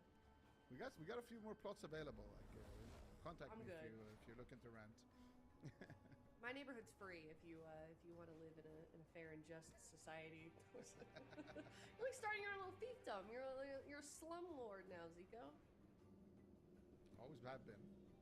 I wish you luck. All right, Zico. Finding a Damn, way that's to crazy. control his fellow WoW players now with the addition of housing with Midnight. All right, well, interesting series for sure. Zico continuing to be bulletproof on those predictions, and I'm a little bit worried here about Streamer Zone. We know that this is a powerful team, like you guys mentioned. They will be dropping down in the lower brackets face off against Dobob, Supties. I'm curious, do you think that we're going to see another secrets composition among from these that team? latest Like, arrivals. what in your mind is the best comp for Streamer Zone GG? Did we even see it in that series in your mind? I mean, I think the rogue mage Mistweaver is probably, whether it's outlaw or subtlety might depend on the matchup. But I feel like that is their strongest comp. Like, even though they just got 3-1, they were actually doing like, really good. One of those games was like written off really fast, also, right? If maybe if that plays out a little bit longer, it might actually go their way in the near. So to me, they have the right comps. It's just about fine tuning it now and building synergy, because a lot of these teams are also kind of like coming together for the first time, like they're remnants of other teams and they're rebuilding a little bit. So it's going to take a little bit of growing room, because I think PMIC played in NA last time, or at least in one of the AWCs. He was kind of flip-flopping, I think, between the regions a little bit, and I think he likes to play on both regions. So I think for them it's just about building synergy as a team, more or less than it is about switching their comp or what their best comp is. All right, well, we'll see if they can do just that, but they will be dropping down in the lower bracket. We will see them again, and that means we will be heading to a break. We've got another series coming up next after this. Stop Nerf Mistweaver versus Last Dance, the team that dropped down from Echo earlier today. We're going to head to a break, and we will be right back with that series. Stick around. Wild.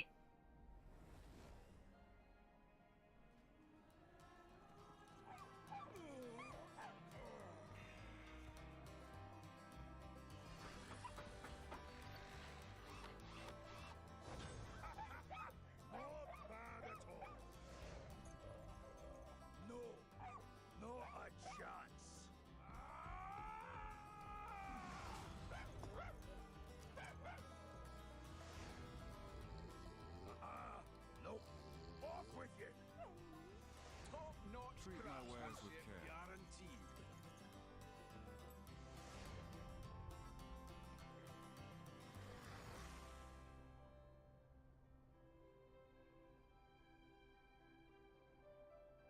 Your phone debt is being garbage?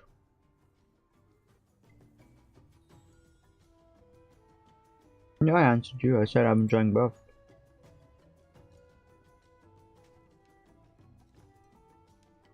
Sorry your phone debt is ass though.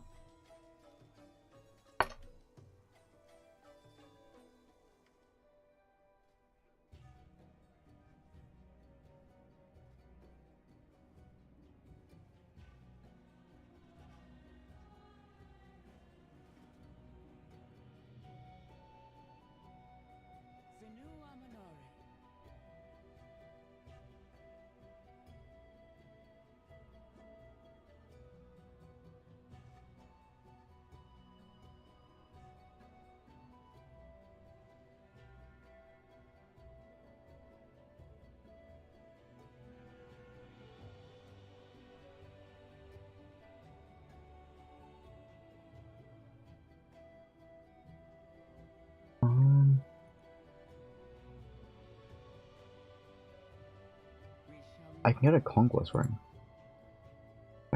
Not from you. My goods are one of a kind.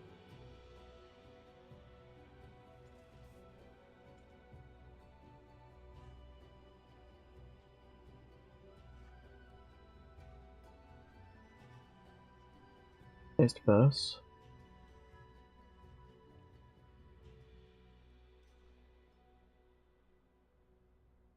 And then I can get the honor weapon.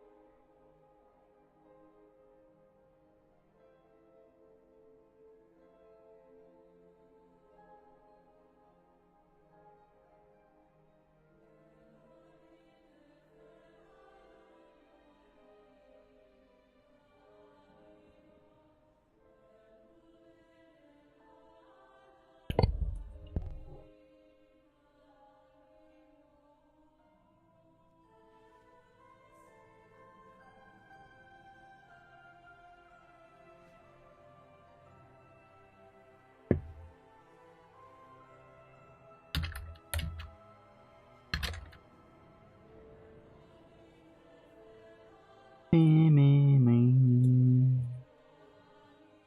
Yo, it's taking forever to get in this bot match. What the hell?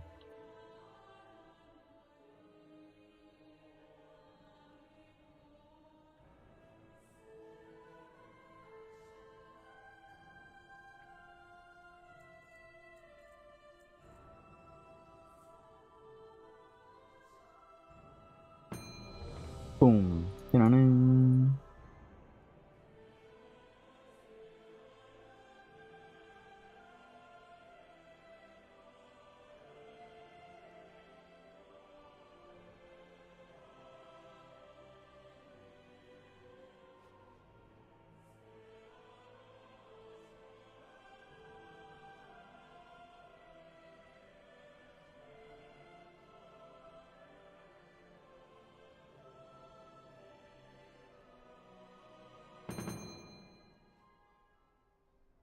Excuse me.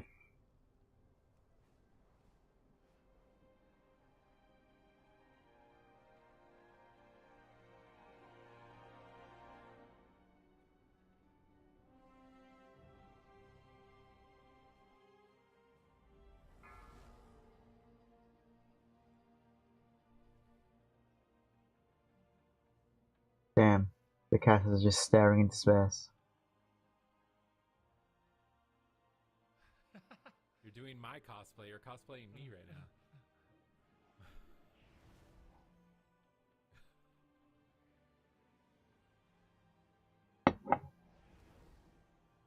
Oh, okay. We don't have Aya's audio either. I was just complimenting that she was doing a cosplay of me, able to stare without moving, just staring at the camera like this. I wonder if I start doing it, if production will panic. If I've also crashed, and then it'll leave in Rookie solo, but I don't know if I'm gonna do them that badly under the bus here, Ben. I got this. Don't worry. We got an exciting series here. Stop Nerf Mistweaver with some cheeky Mistweaver Feral Druid compositions going up against Last Dance, and I really am excited to see that Tony kind of Cassidy head-to-head on the Feral Druid. It's always really nice to see those situations in Europe because it's who's getting the upper hand. This time around, I feel like Last Dance looks really good, even though they're a 3-player roster. Relza was their healer for a long time. Relza ditched them. Their sponsor ditched them. So they've just been left on the side of the road Jeez. as a 3-player roster, having to pick themselves up. They've hit rock bottom. They've had to pick themselves up from rock bottom and climb back up into the competition here, up against Stop Nerf Mistweaver. Hey guys, I'm back. Welcome back. Sorry about that. All right, well, I mean, Suki kind of already said exactly what we wanted you to say. So now, Ben, I'm going to have you do your predictions first. So for me, I feel like the main edge Stop Nerf MW has is the Mistweaver. Like, I have full faith in Bank for this one. Last Dance, they're looking good.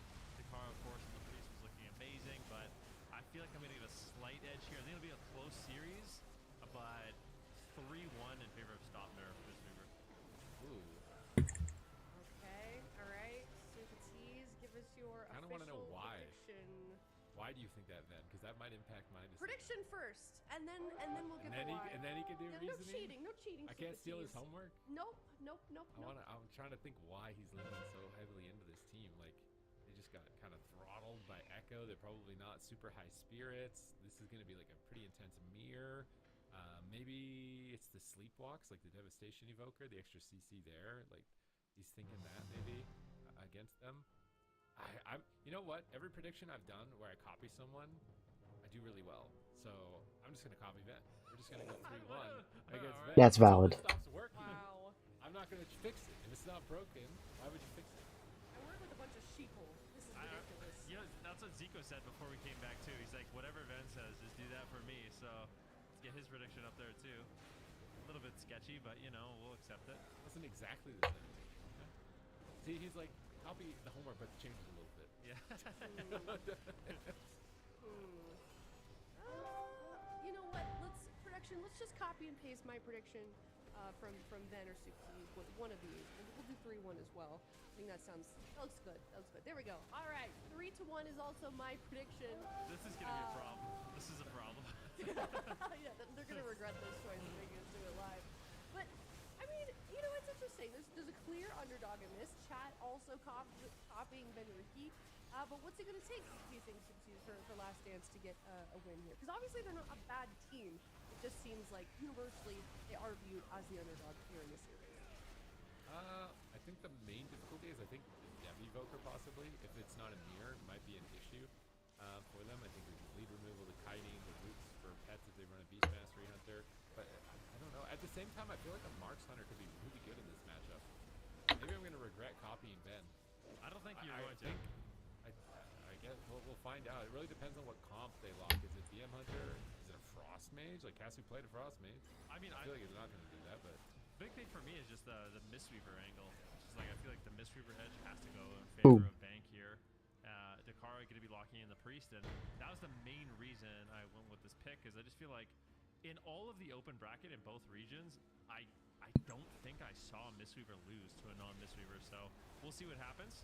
Maybe Dakar will prove me wrong. It could be an early Life Cocoon there. Trinket and Life Cocoon traded out from Bank in the early stages of the match, and now Stop Nerf is going to have to continue. Thanks to me in June. Try to get some damage rolling. I think the Priest pick from Dakara is actually good. He's been able to What we do.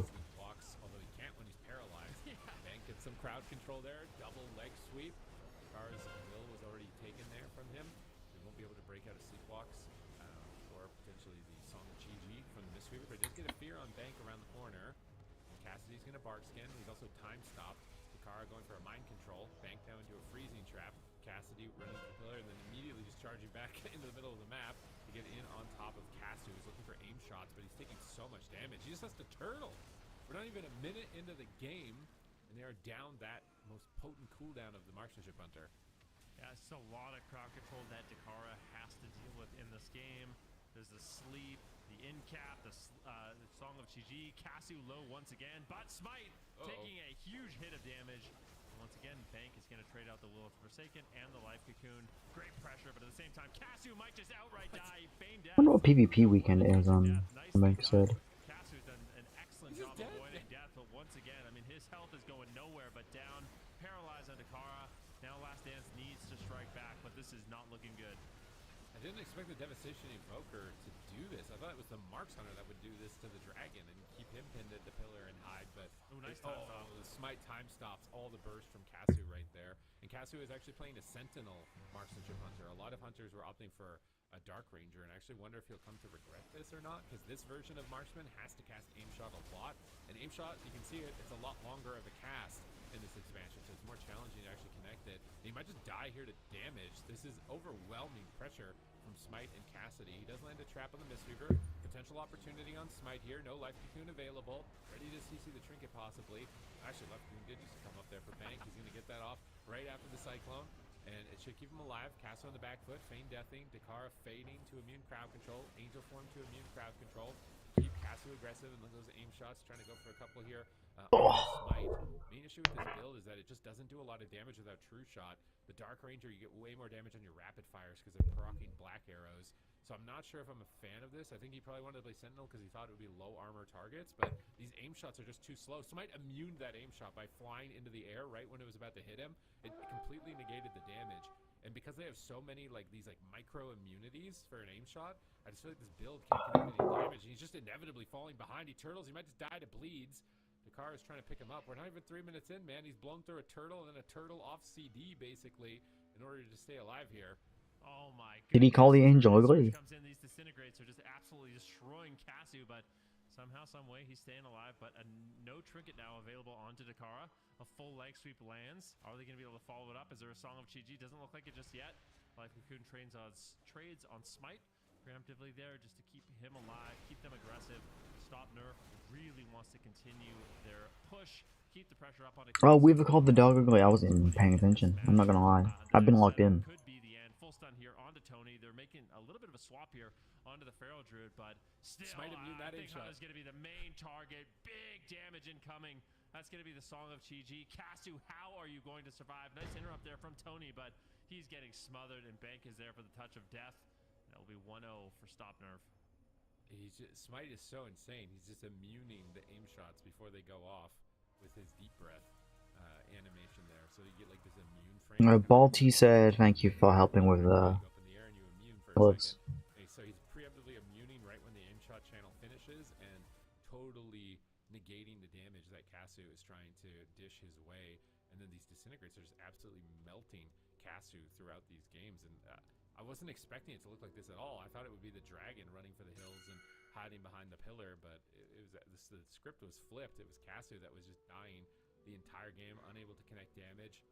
I do wonder if he'll either change his hero pellet build to Dark Ranger or if he's going to completely opt for something else, but I feel like a mage might get run down pretty similarly to this. Yeah, I would definitely be afraid of fighting this team as a mage. I really just... The Mistweaver factor is so good. There's actually a few times in the game where Dakar did a really good job, because you can, if it's a very difficult thing to do, but you can, if you think you're going to get paralyzed, you can fade, or you can use Shadow or Death to avoid it. And Dakara did that a few times in the game, stopping the goes, but... Who the fuck ruined me? Incredibly different to consistently What the hell? as a Mistweaver can kind of just roll in from 40 yards and get the paralyzed. And once you're in the paralyzed, you're stuck. You're going to get Song of Chi-Ji'd. All the interrupts are basically going on to Smite in this match as he's spamming out Sleepwalks and Disintegrates, and if you don't kick those, then you just outright die. So it gives Bank a lot of freedom to land those Song of Chi-Ji's, and it's just really difficult to stop the unrelenting damage Cassidy and Smite have. All right, this composition is looking very Mikey for Stop Nerf Mistweaver, and I think I'm feeling happy about copying your prediction here on this side of things, because I was sort of leaning to Last Dance before seeing this first game and just the absolute devastation that Kasu was met. I mean, think about the series they just played. Kasu was surviving, skin of his teeth every game. You're edge of your seat watching him. And now this time he's I'm gonna just sneeze. going around like a children's toy. Excuse me. He's just not able to really get anything going. I did not anticipate it to be that one-sided in this scenario. So I feel like they do have a lot of considerations to make here for game number 2 if they're going to be able to come out ahead. And they don't have a lot of choice. They only have 3 players on their team. So excuse me. it's probably some combination of Hunter Spec and then also maybe a mage. So Mistweaver. running it back, same thing, but a Mistweaver monk. So the throughput's going to be way better. The consistent damage of the Devastation Evoker over that of the Holy Priest. Holy Priest is really good at dealing with cooldowns. Like pop Shadow. God, excuse me. Serenity, you're full, and now their damage is gone. But Devastation Evoker damage doesn't stop. So you Serenity, they're 50, you're like, I don't have another one. I can't do that again. But with the Mistweaver Monk, you basically never run out of those options. So I think this is the right decision from Dakara in this situation. It is an adaptation, and they're going to go to a large map. I'm going to be looking at Casu to see if he's running the Sentinel or not here pretty closely, because I feel like it just didn't look good in this situation. I feel like Dark Ranger is just better against everything right now. Yeah, I'm curious to see if that's what they decide to go for. I think it'll be nice that Dakara can try to set up CC for his team. A little bit less responsibility will be on Tony and Casu. When they do have, you know, a stun on a smite, that's where Dakara can try to get some some cross crowd control going with the Paralyze and the Song of Chi-Ji. And we have a bit of a Mistweaver battle between these two teams. I have to give the edge to Bank once again, but I'm really curious to see what Dakara can get done in this game number 2. Or if Stop Nerf Mistweaver is just going to be able to continue their momentum and go 2-0 in this series. I don't know if we saw what map we're going to. I think we did, but it's spaced out. So are we going to Tolvaron? Okay, so big map, which should be good for the Hunter to create a little bit of space. It's going to be a little bit more annoying for the Devastation Evoker, who's a little bit of a shorter range class. So I think as long as Casu can run away and pull Smite off the pillar, then he might be a little bit of a vulnerable target before he can kind of retreat and get to a LOS. Ooh, big cocoon just right off the rip here from Bank. I feel like these Mistweavers, they just toss it out so they can get aggressive and not worry about falling.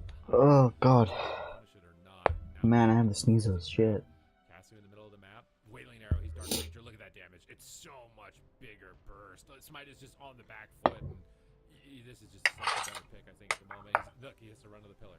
It's a completely different matchup. Just switching that hero talent. You don't have the right build, it can absolutely cost you in this type of situation. So Casu with that adaptation, but defensively he had to blow a little bit here. Survival of the fittest, exhilaration, or sacrifice. So it's not like they're not answering back here. Smite is trading disintegrates in the midfield and taking aim shots as well at the same time. Tony gets knocked away here. Smite hovering away from the Pharaoh, trying to get some distance, but those black arrows just a crack. When you see those shadows fly out from Smite's back, that means a black arrow hit him, and that's the big burst moment. The rapid fire is the big burst moment for Casu in this type of matchup. The aim shot's a lot less important. Here's that rapid fire. About 20, 30, 40% of someone's health, basically. You pair that up with some bleeds and CC, and it might just be a KO. Smite has actually used a lot here. No Obsidian Scales available for him. He's getting interrupted on his casts, and it's looking a lot better offensively, I would say, for Last Dance here in Game 2. Yeah, definitely. I'm liking this a lot more. Dakara, though, caught into a leg sweep. Potential Song of Chi-Ji. Nice fake there by Bank, but unfortunately, it seems like Dakara will be able to just use the Transcendence to get away from the Yeah, I do want the neck piece. entirely. And now the crowd control will subside. As they say that, though, Sleepwalk lands. Casu going to be using the Feign Death. They're going after Casu. You know, quite a bit of damage on him, but they're able to get away. Big here by Smite as he's going in. That could be the game once again. That's going to be the aspect of the turtle. The damage is just so unrelenting from this Devastation Evoker. Feral Druid, this is a composition these guys have played for such a long time, and finally paying off here in Midnight in this Season 1 in the lower bracket. Let's see if they can continue this pace.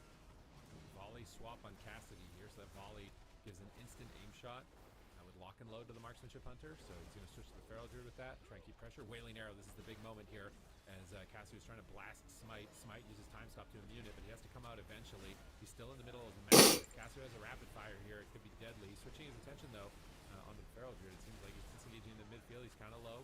Dakara's going to trade with the left cocoon. Tony gets on top of Smite, stunning him. Is rapid fire available? Aim shot. Trying to line that up, but Cassidy is there as well to stun potentially at the end of this cast. He's looking for a Cyclone. He Cyclones Tony. Dakara's laying some damage in as well with that Cyclone, forcing Bank's hand. He has to Trinket and Life Cocoon. Now Smite can get aggressive. Deep breath across the entire team, but Dakara immunes it with the Conduit. That was a nice play, but he's still met by a Sleepwalk with no Trinket and no Will for 10 seconds. No Turtle. This might just be it for Casu, as Top Nerf Mistweaver are all over him. They were ready for the adaptations. They didn't let it throw them for a loop, and now they're just one win away from advancing to Championship Sunday. It's just so fun to see Smite on the Devastation Evoker. He's been one of the only Devastation Evokers we've seen in the AWC pulling off wins, and it's just amazing. I mean, this team, they've been playing these compositions for multiple expansions now, and it's looking good once again. They finally built up that synergy, and the Devastation Evoker is definitely looking convincing here. Lots of moments where he's getting these deep breaths And this was a really interesting moment where Dakara, he actually goes for the Celestial Conduit. We'll see it here in a second. He gets the Celestial Conduit off to avoid the stun, but Smite times a sleepwalk perfectly.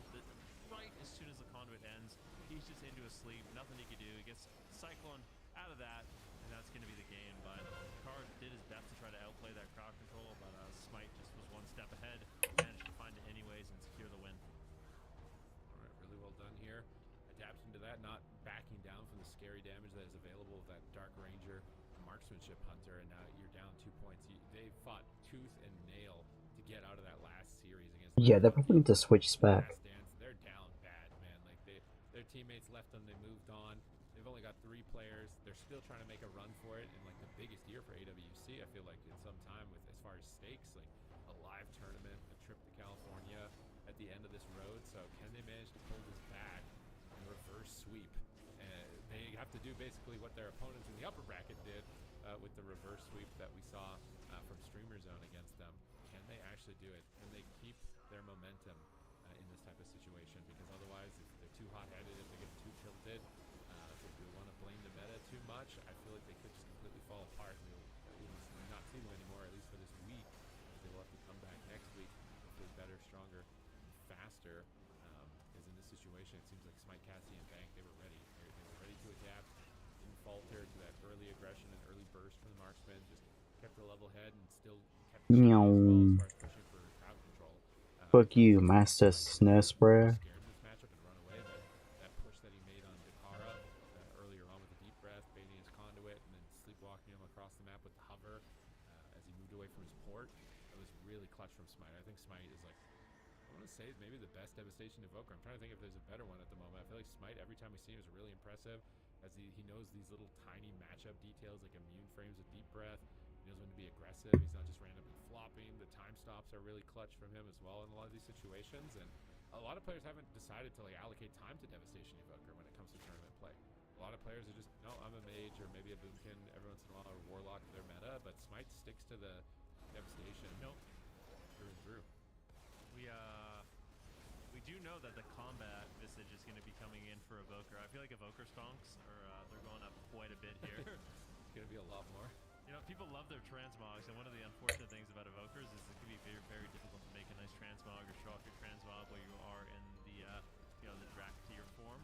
That is true. Evoker has dog shit options for transmog. It'll be interesting to see how many more people decide to play the Evoker. Or just any Drac fear in general. Really fun. It's super good right now. I think it's a bit underrated, and Smite is showcasing that here. All right, here we go. Last dance. It's your last dance. Right here. You're going to be eliminated from the tournament if you do not pull this off. A reverse sweep. They need 3 wins in a row. Running the clock here to try and consider their options. And Kasu is just going to mirror him. He's just like, you know what? Hunter's not working. It's dragon time. Dude, Kasu Frost Mage, Kasu Devastation, what? This is what I'm saying. Like, is it going to work? Is it going to be enough? I don't think so. Like, I'm not going to lie.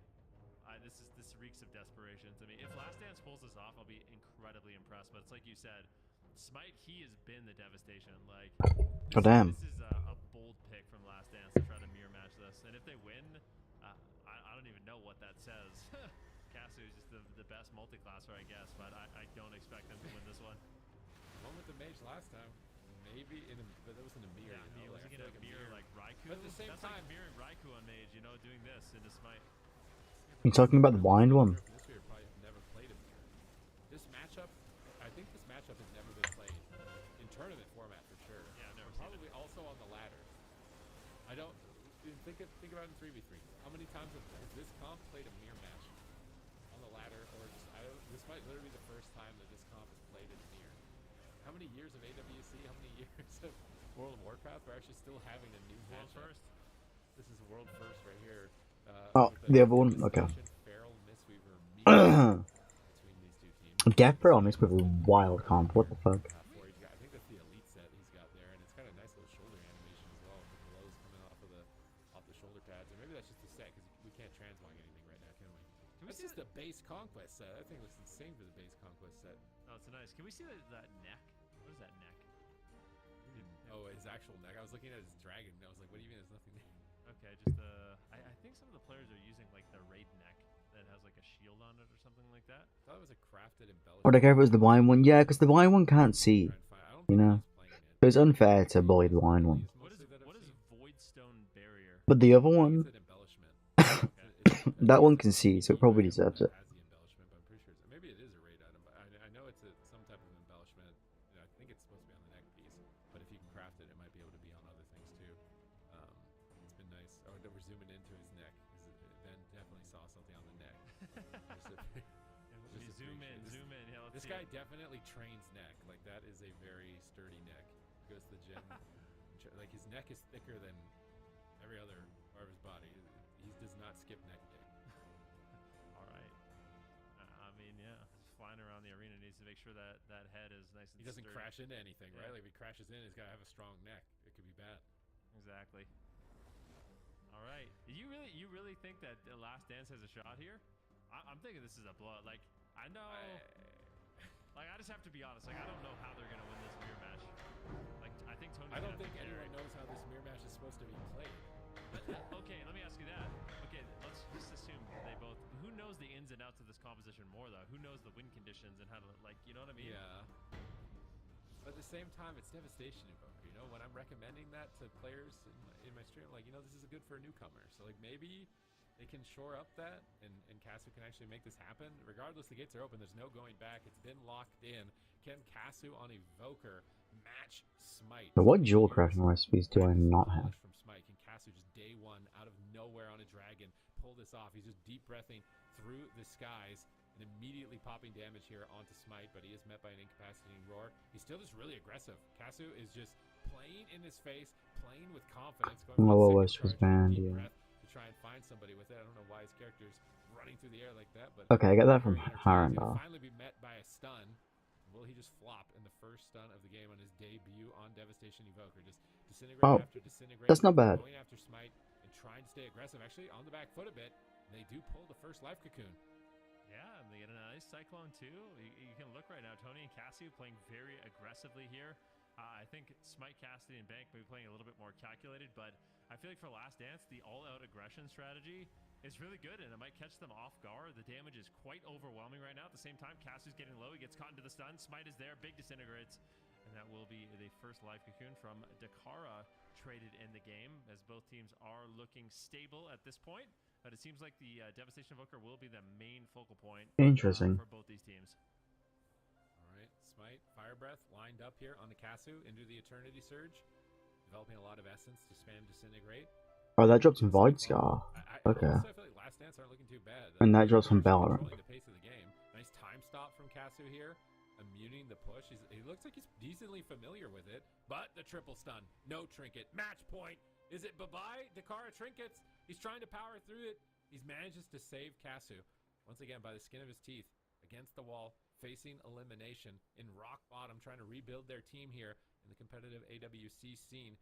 And they manage to make it and pull through and get to Championship Sunday. They knock Cassidy up in the air, preventing the Cyclone. They knock him back, preventing the Cyclone. Kasu utilizing the maximum kit available to the Devastation Evoker. Fire Breath connects through, but Bank is Life Cocoon available. So does Dakara. Incarn is up for Tony. Cassidy gets slept on his. Smite is spamming out Disintegrates, but Cocoon is just absorbing it here on Cassidy. Now sleeps onto Tony, pulling the Feral Druids out of the fight, limiting their uptime, and trying to prevent their bleed application during that Tiger's Fury window. We see Kasu flying through the air with Deep Breath, stunning up the entire team, flying through the air again, just going vroom around the map to make sure everybody's... One of the weapons is Blood Knight, right? Are into a Song of Chi-Ji. Kasu pops his immunity with Time Stop to negate damage during it. The Blood Knight's a Wallblade. Cassidy potentially a target. They just got his bark skin. Tony gets cycloned away. Cassidy the target here. Disintegrates are incoming. Cassidy's looking for cyclones. And Kasu hold on. Looking kind of flimsy at the moment. Not a lot of defense available. Kara manages to buy time. Just healing through with that Fist Weaver. But now he's caught into a sleepwalk. No trinket. It's match point. But Cassidy in a massive swap out of nowhere. He gets time stopped by Smite at low health. Bank is still in a sleep. He breaks free with the Will of Forsaken. Smite is flying through, trying to immune CC and stun the team to save Cassidy on the swap. And he manages to do it.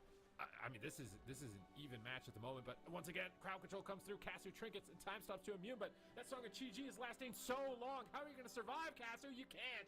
Stop, nerf, Mistweaver, drop him. 3-0, Championship Sunday secured. 3-0. performance, but I have to say for Last Dance, they answered a lot of questions for me. They did get eliminated here, you know, on Friday, this day, today. But for next week, I feel like this is promising. The Devastation Invoker didn't look bad. The Frost Mage didn't look bad. And they are showing that they have some flexibility on their roster. So excited to see how Last Dance does in the future. But for now, I mean, stop nerf. They are the kings of this composition. And even though that was a close match, I feel like they maintained composure. And their setup seemed a little bit more kind of convincing, you know, like these moments on Cassidy seemed a lot more devastating. No, I say that Cassidy's incredibly low. This is a really close call too. It was super back and forth. I feel like Cassidy didn't do a bad job. I feel like he used the whole kit. He stopped everything. It's just you maybe are unfamiliar in the matchup. Like Bank was getting a lot of these in-cap sleeps, whereas we didn't see the the opposite of that.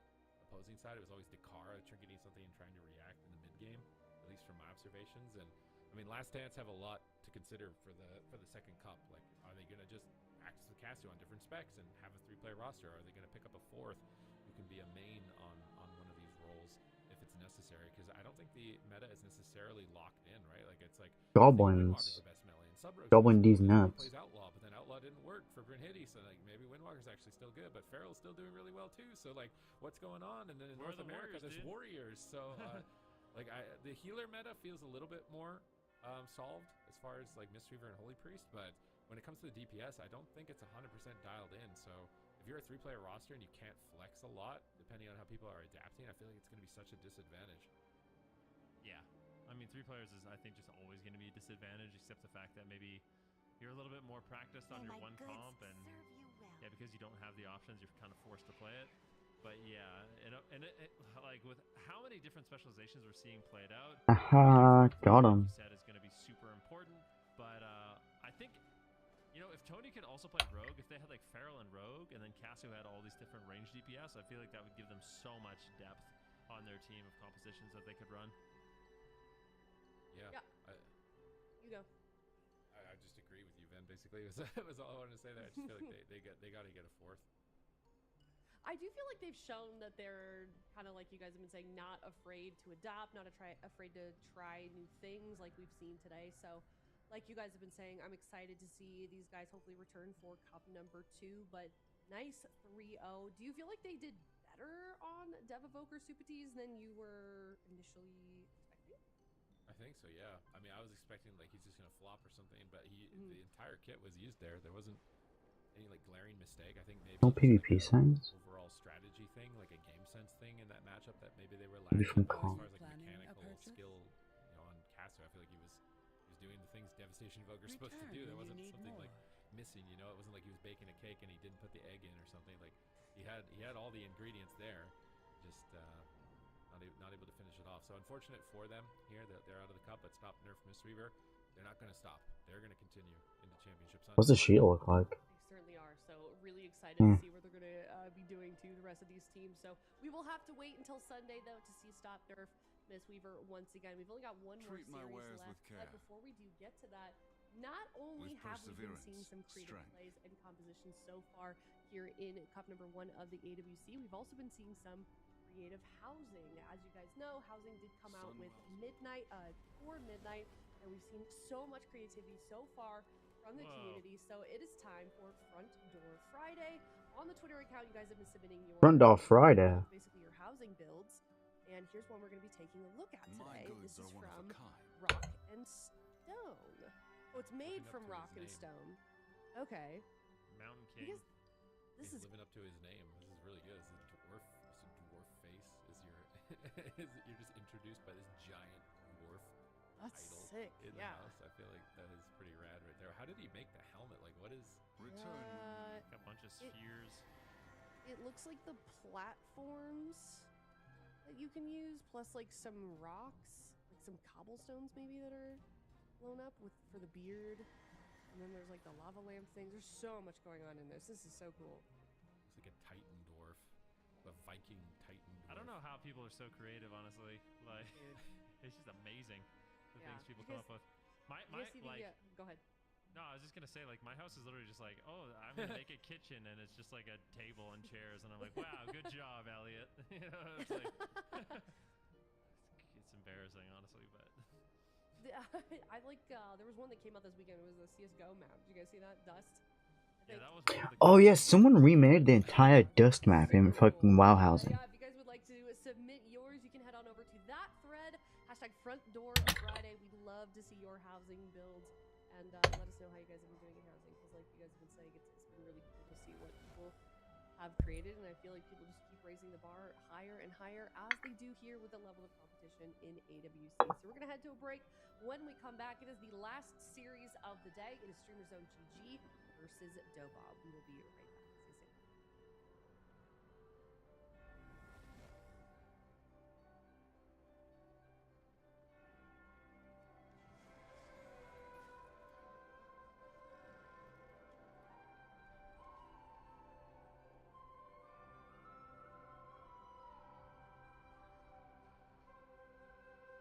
It's wild that I've been live for 2 hours already. What the fuck? Doesn't feel that long.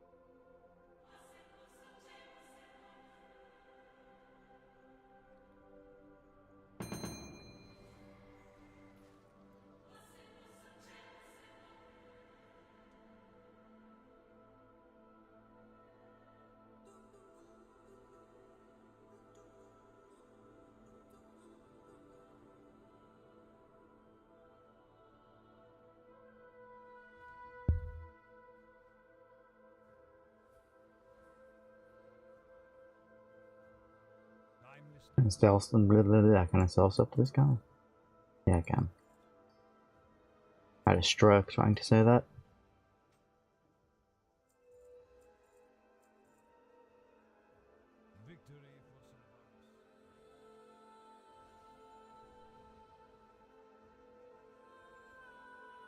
Yo, why is this Toro wearing bought up? This guy doesn't even have a transmog. What is he doing? Play the game properly, man. Freak. What is wrong with you? Why you look like a damn clown?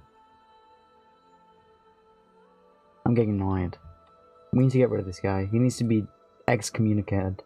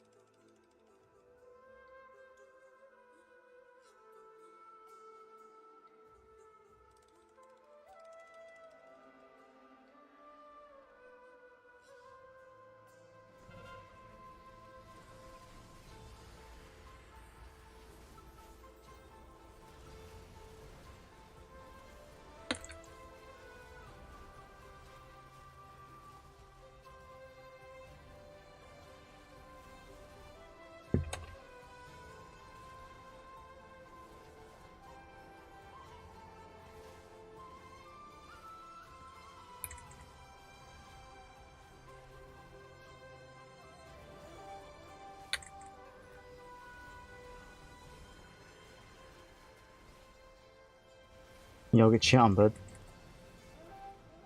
Get out of here.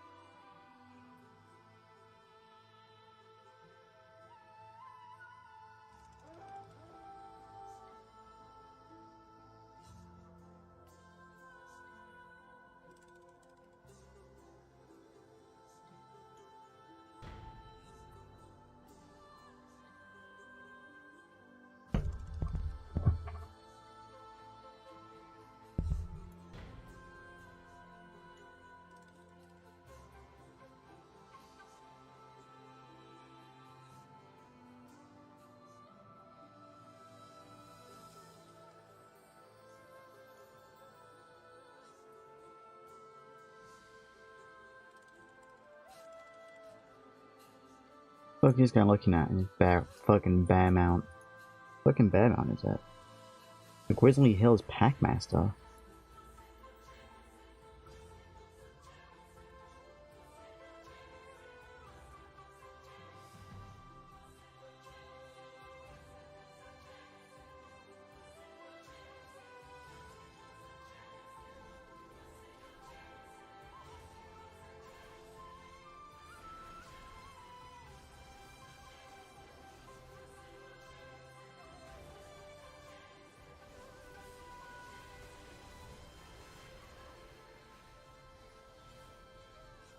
Yo, I just got shit on. What the fuck?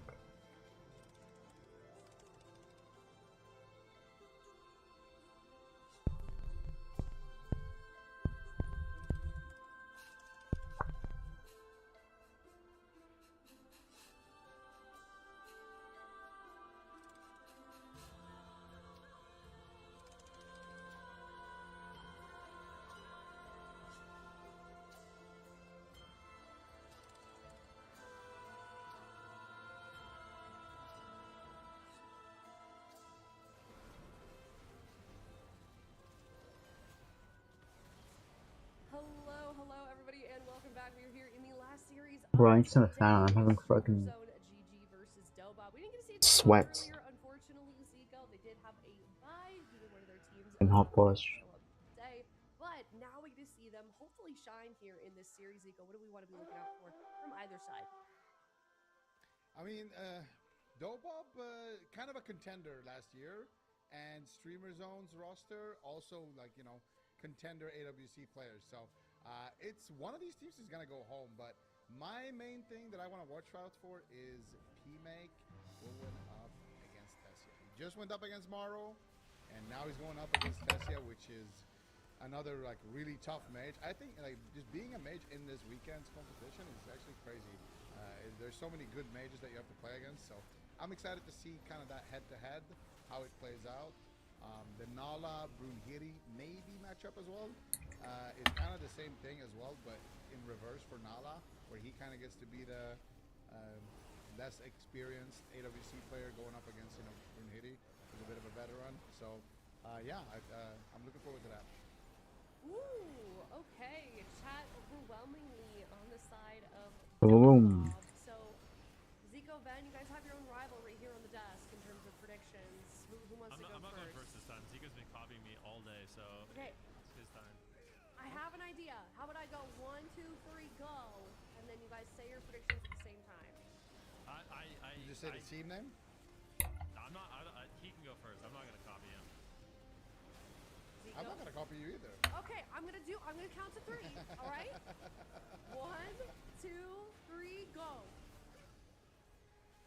I'm serious. I don't care. Listen, I'll go. Actually, you go first then. Okay. I'm gonna. Okay, I'll go. Dobob. Okay, good. I'm going to a streamer zone, so it's perfect. Okay. Damn. What scores? What scores?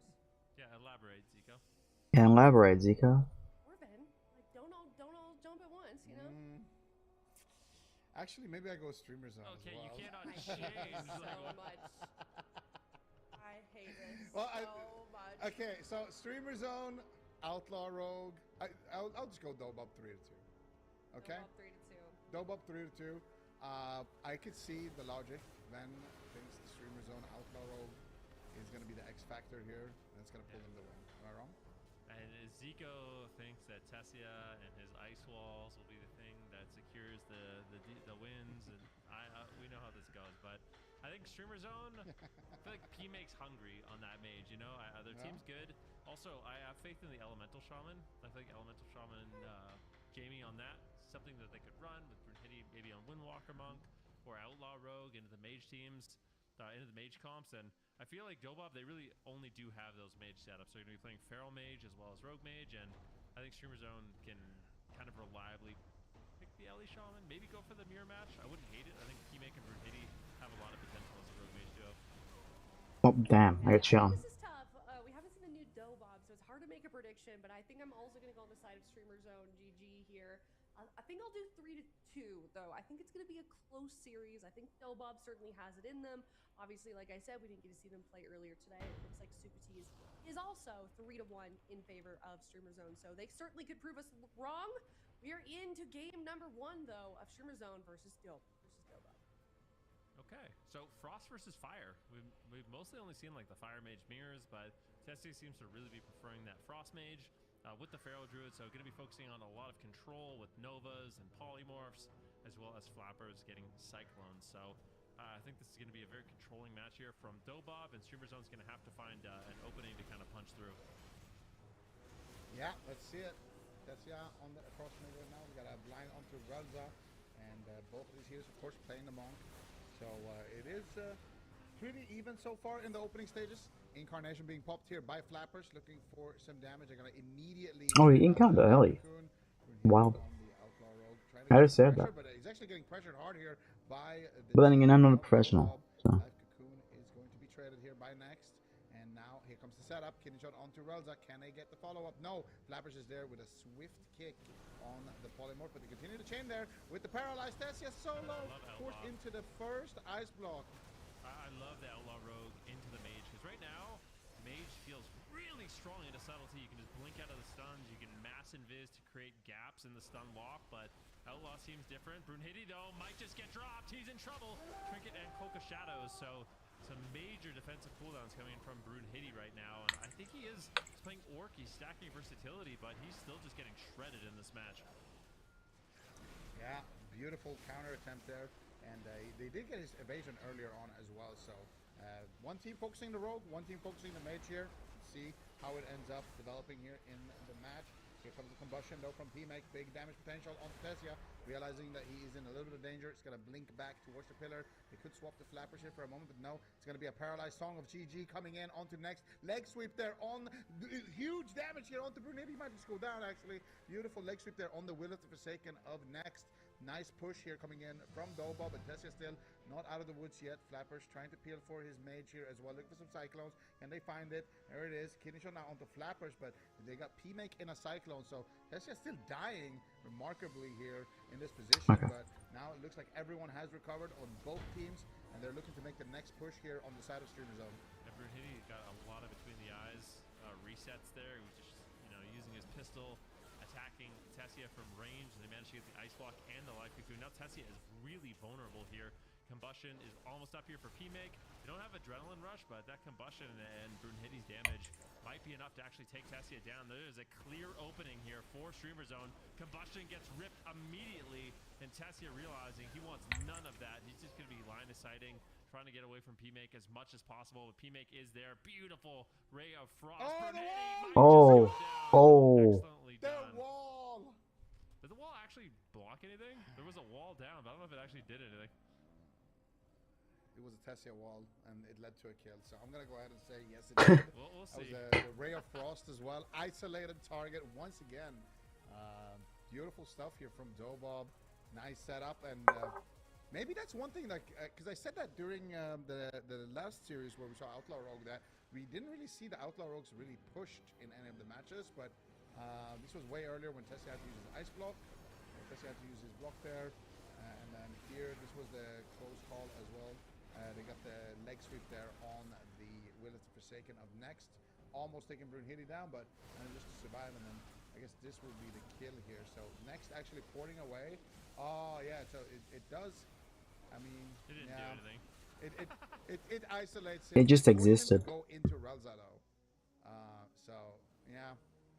Well, it cuts up one side, Well, because Relza's there. I think he walled to block a counter spell, and then P-Make just blinks CS them anyway. So he actually got immediately locked on his Ray of Frost, and I'm pretty sure. Let's see what happens to next here. Next is just he gets leg swept. He ports. Yeah. Oh, he stops the sheep on himself with the wall. Yeah. P-Make locks Tessia on Poly, and then he wants to Poly Tessia. But he walls himself out of line, so he doesn't get peeled. Because his healer can't dispel him because he's behind the pillar. Yeah, I think the only thing that P-Make should have done there, I want to look. I think P-Make could have mass invised the Ray of Frost sooner. I think.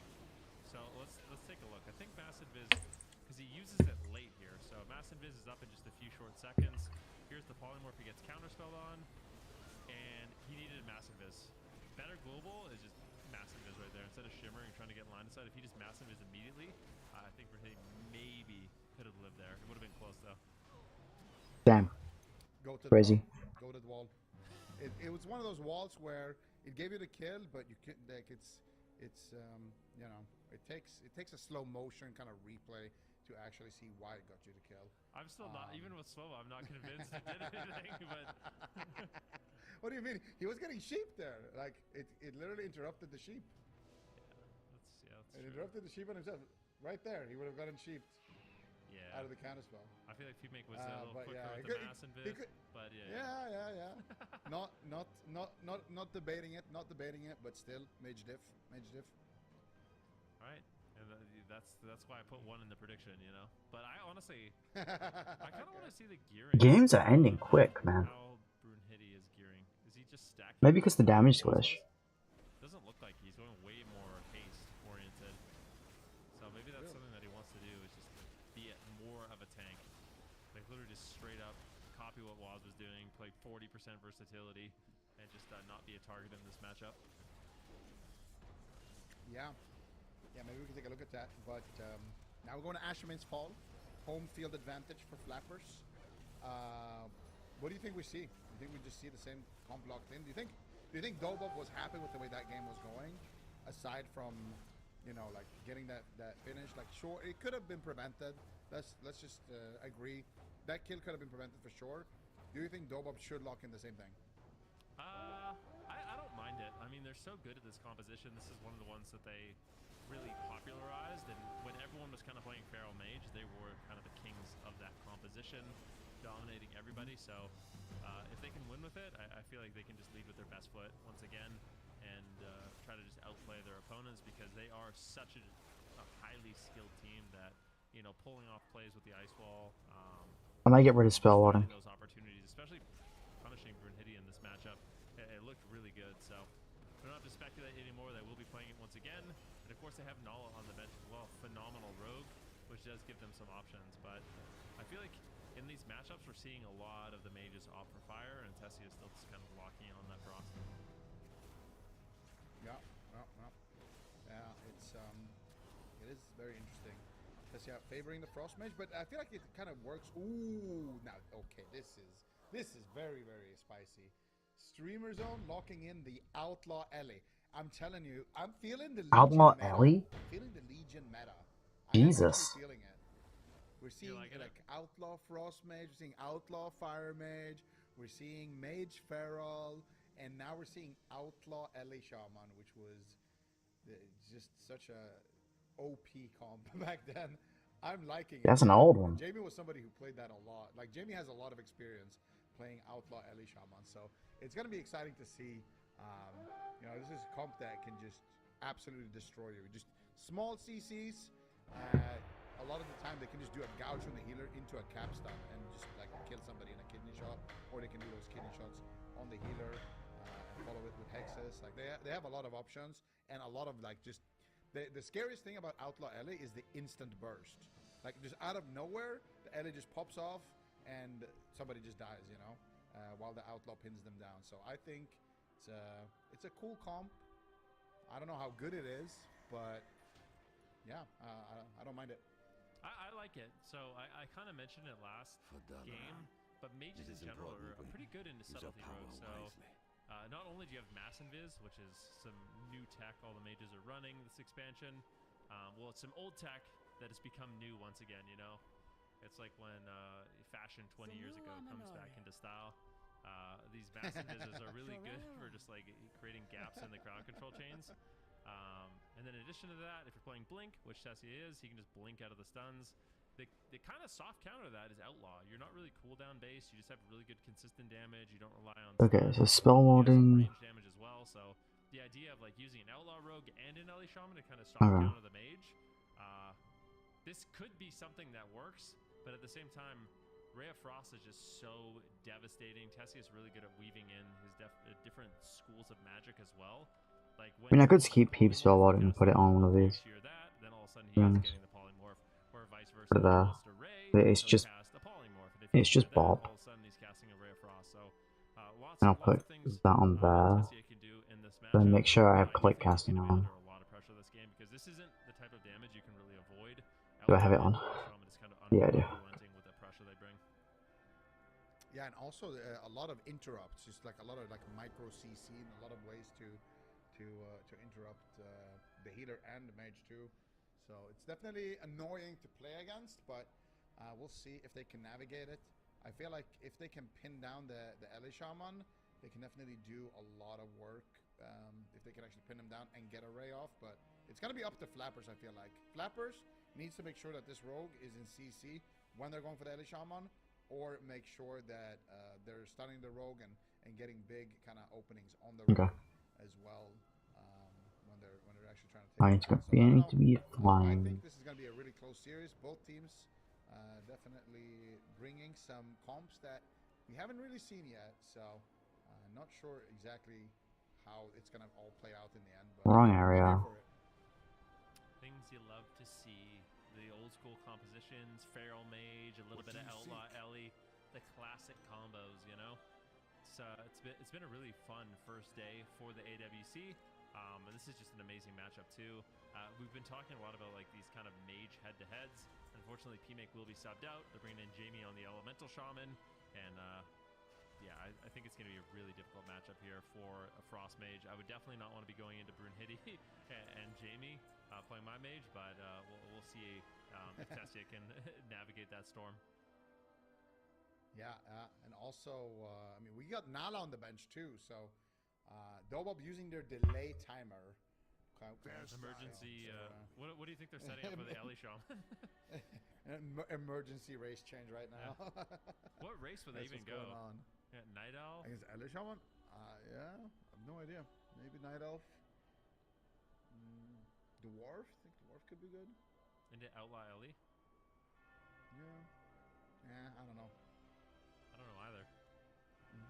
I've got no clue. So, it's interesting. Relza is playing a builder. He's not using any of his Apex talents. So Apex talents. Oh, that's interesting. New feature here in Midnight. For a lot of classes, it's like power you cannot give up. Like on a Frost Mage, you'll never, ever, ever give up your Apex talent. It buffs Ray of Frost, gives you Hands of Frost, gives you an extra charge of Ray. But for some specs, the other talents are just, they end up being better. So instead of using your Apex, you just don't use it at all. Maybe you only use one, and then you can pick up some of those other really powerful talents. So it's interesting to see, you know, how these players are utilizing that, or utilizing the extra talent points to get, you know, things like Tear of Morning, the Spirit Font, and the buff to Shayloons, Mistline, like just lots of good talents they can use. Yeah. Is there any difference, do you think, between Relza and Next's build? Well, we can find out. Yo, wooden stick. Yeah, the technology is here. Let's see. Let's take a look if they're using it. Yeah, bye Relza. No, Next is doing the exact same thing. They're prioritizing the same stats, going Versa kind of main stat and then Haste secondary. Versa seems look the same. Dude, there's just like something that happened. I think it was at the end of last expansion. I mean, I think it's been happening for a while for certain classes, but Versa just seems king. Like these people just don't want to die. Like as much versatility as possible. It's like it's a good strat. Yeah. It is a good strat, and when you have like Master Shepherd and stuff like that, that buffs Versa, makes it even better. So for some classes, so I don't know. I think it's also depends on your role, right? Like I feel like these outlaw rogues, they wouldn't work if they weren't as tanky as they are. Like if they constantly have, like when outlaw rogue has been kind of bad in the meta, it has been when it can't really stay in and kind of soak up the damage for its team. Is when it has to kind of run back and reset a lot. At that point, you're usually just better off playing with a sub rogue because they can do the same thing, like hit and runs, but just better. But yeah, we'll see. Ellie Shaman, Outlaw Rogue here from Streamer Zone. Jamie tagged in, and we're going to see Dobob here keeping it going with the FM Monk. I feel like we're going to need a little bit of dampening here. Anytime I see Ellie Shaman in the arena, in my mind, I go, okay, we need dampening. Ascendance or dampening. That's your win condition. Yeah. You can win with Ascendance early, but otherwise, yeah. But Ellie Shaman are also, Shaman in general are quite tanky right now. You have a proc, a Nature's Guardian proc, that has a relatively short cooldown. So even if Jamie gets low, his health is just going to bounce up. Pay attention to that. Like some of these setups onto Jamie, he's just going to heal himself really, really quickly with that proc.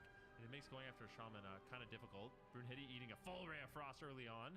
Clappers into a kidney shot. So just trying to control up the Feral and continuing pressure here onto Tessia.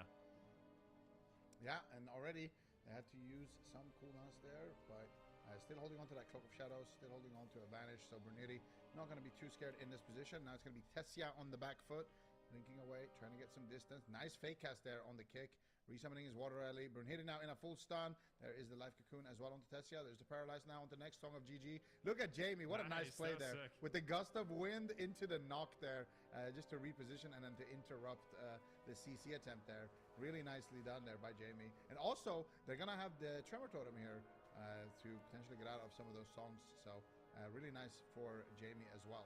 Yeah, Jamie's going to be excellent backup here for Brunhilde, who just makes the push. Tessia trying to kite away, playing Blink once again so he can free himself from the stuns.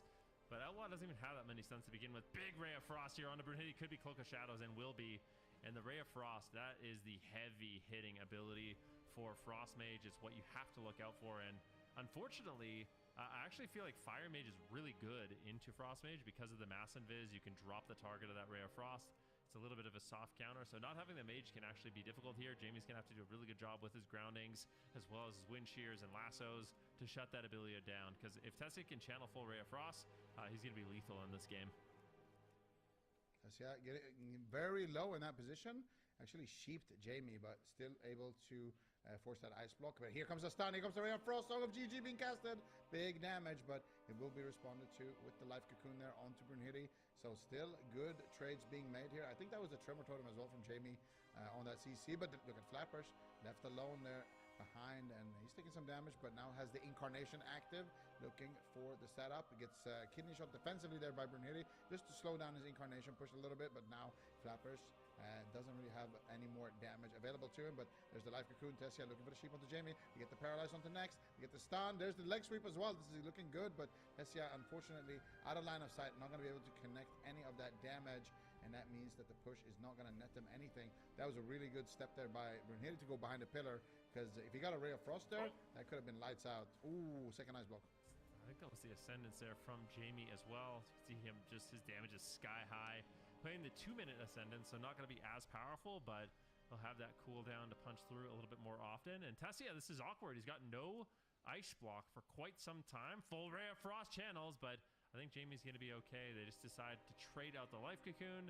I think that might have been a little preemptive because he still had his Nature's Guardian proc. Jamie has a lot of cooldowns. Tessia, though, low on health, and this Frost Mage is getting owned in this game so far. I like this pick from Streamer Zone. As long as they can stay alive, I feel like they'll inevitably take Tessia down. Yeah, this was good peels on Brunhilde. While Rosa was sitting through that paralyzed leg sweep, they did a good job just crowd controlling Brunhilde with a full cyclone. But look at this, Jamie could just go down right now, get stunned on his trinket. Oh my goodness, the damage is insane. He gets the Astral Shift off though, but it costed them 2 trinkets there from Next and from Jamie because Flappers did that beautiful stun there. So now there is an opening here for Dobob to climb ahead here in this matchup. But Tessia, no ice block. Relza, no, actually does have the Life Cocoon. Might have to press it here if Brunhilde gets enough uptime. But at the same time, can they get the Cyclone there? They're fishing for it. They do manage to connect it onto Brunhilde, slow down his pressure. Now, if Tessia can actually connect here onto Jamie, this could be a big push here for Dobob. Yeah, gouge on Tessia. Jamie realizing he's in a lot of trouble. Full setup. It's a 3 versus 1. Brunhilde trinkets. Jamie's low. Tessia at the same time.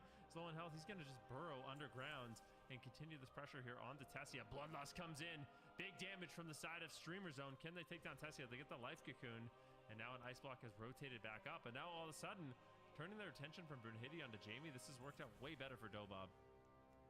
Yeah, I don't like that knock, though, from Flappers there. And I usually don't criticize his knocks. They're usually on point, but I feel like they might have actually been able to get the kill there if he didn't knock him out of Tessia's line, but let's see. Next now in a Song of GG. They get the stun onto Jamie. This could be it right now. Huge damage coming in, but no, they're not going to be able to finish the job. Jamie drops down to 10%. The Life Cocoon is going to be there in time.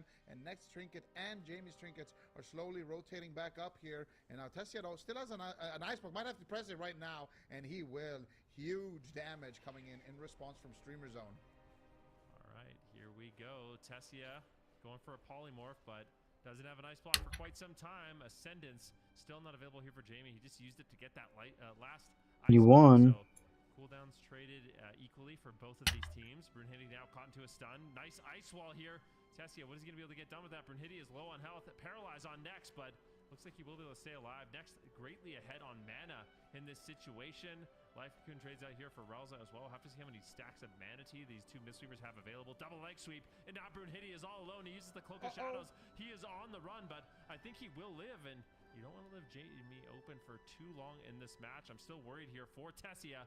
No Life Cocoon, no ice block. Brunhilde, if he can live and make a push here on the Tessia, they could close this out, but it is just so scary. The crowd control is never ending. Brunhilde is just not getting top. I was saying the games were going really short. This one has gone quite long. All right, let's see if they can do it. One more push here, potentially onto Brunhilde.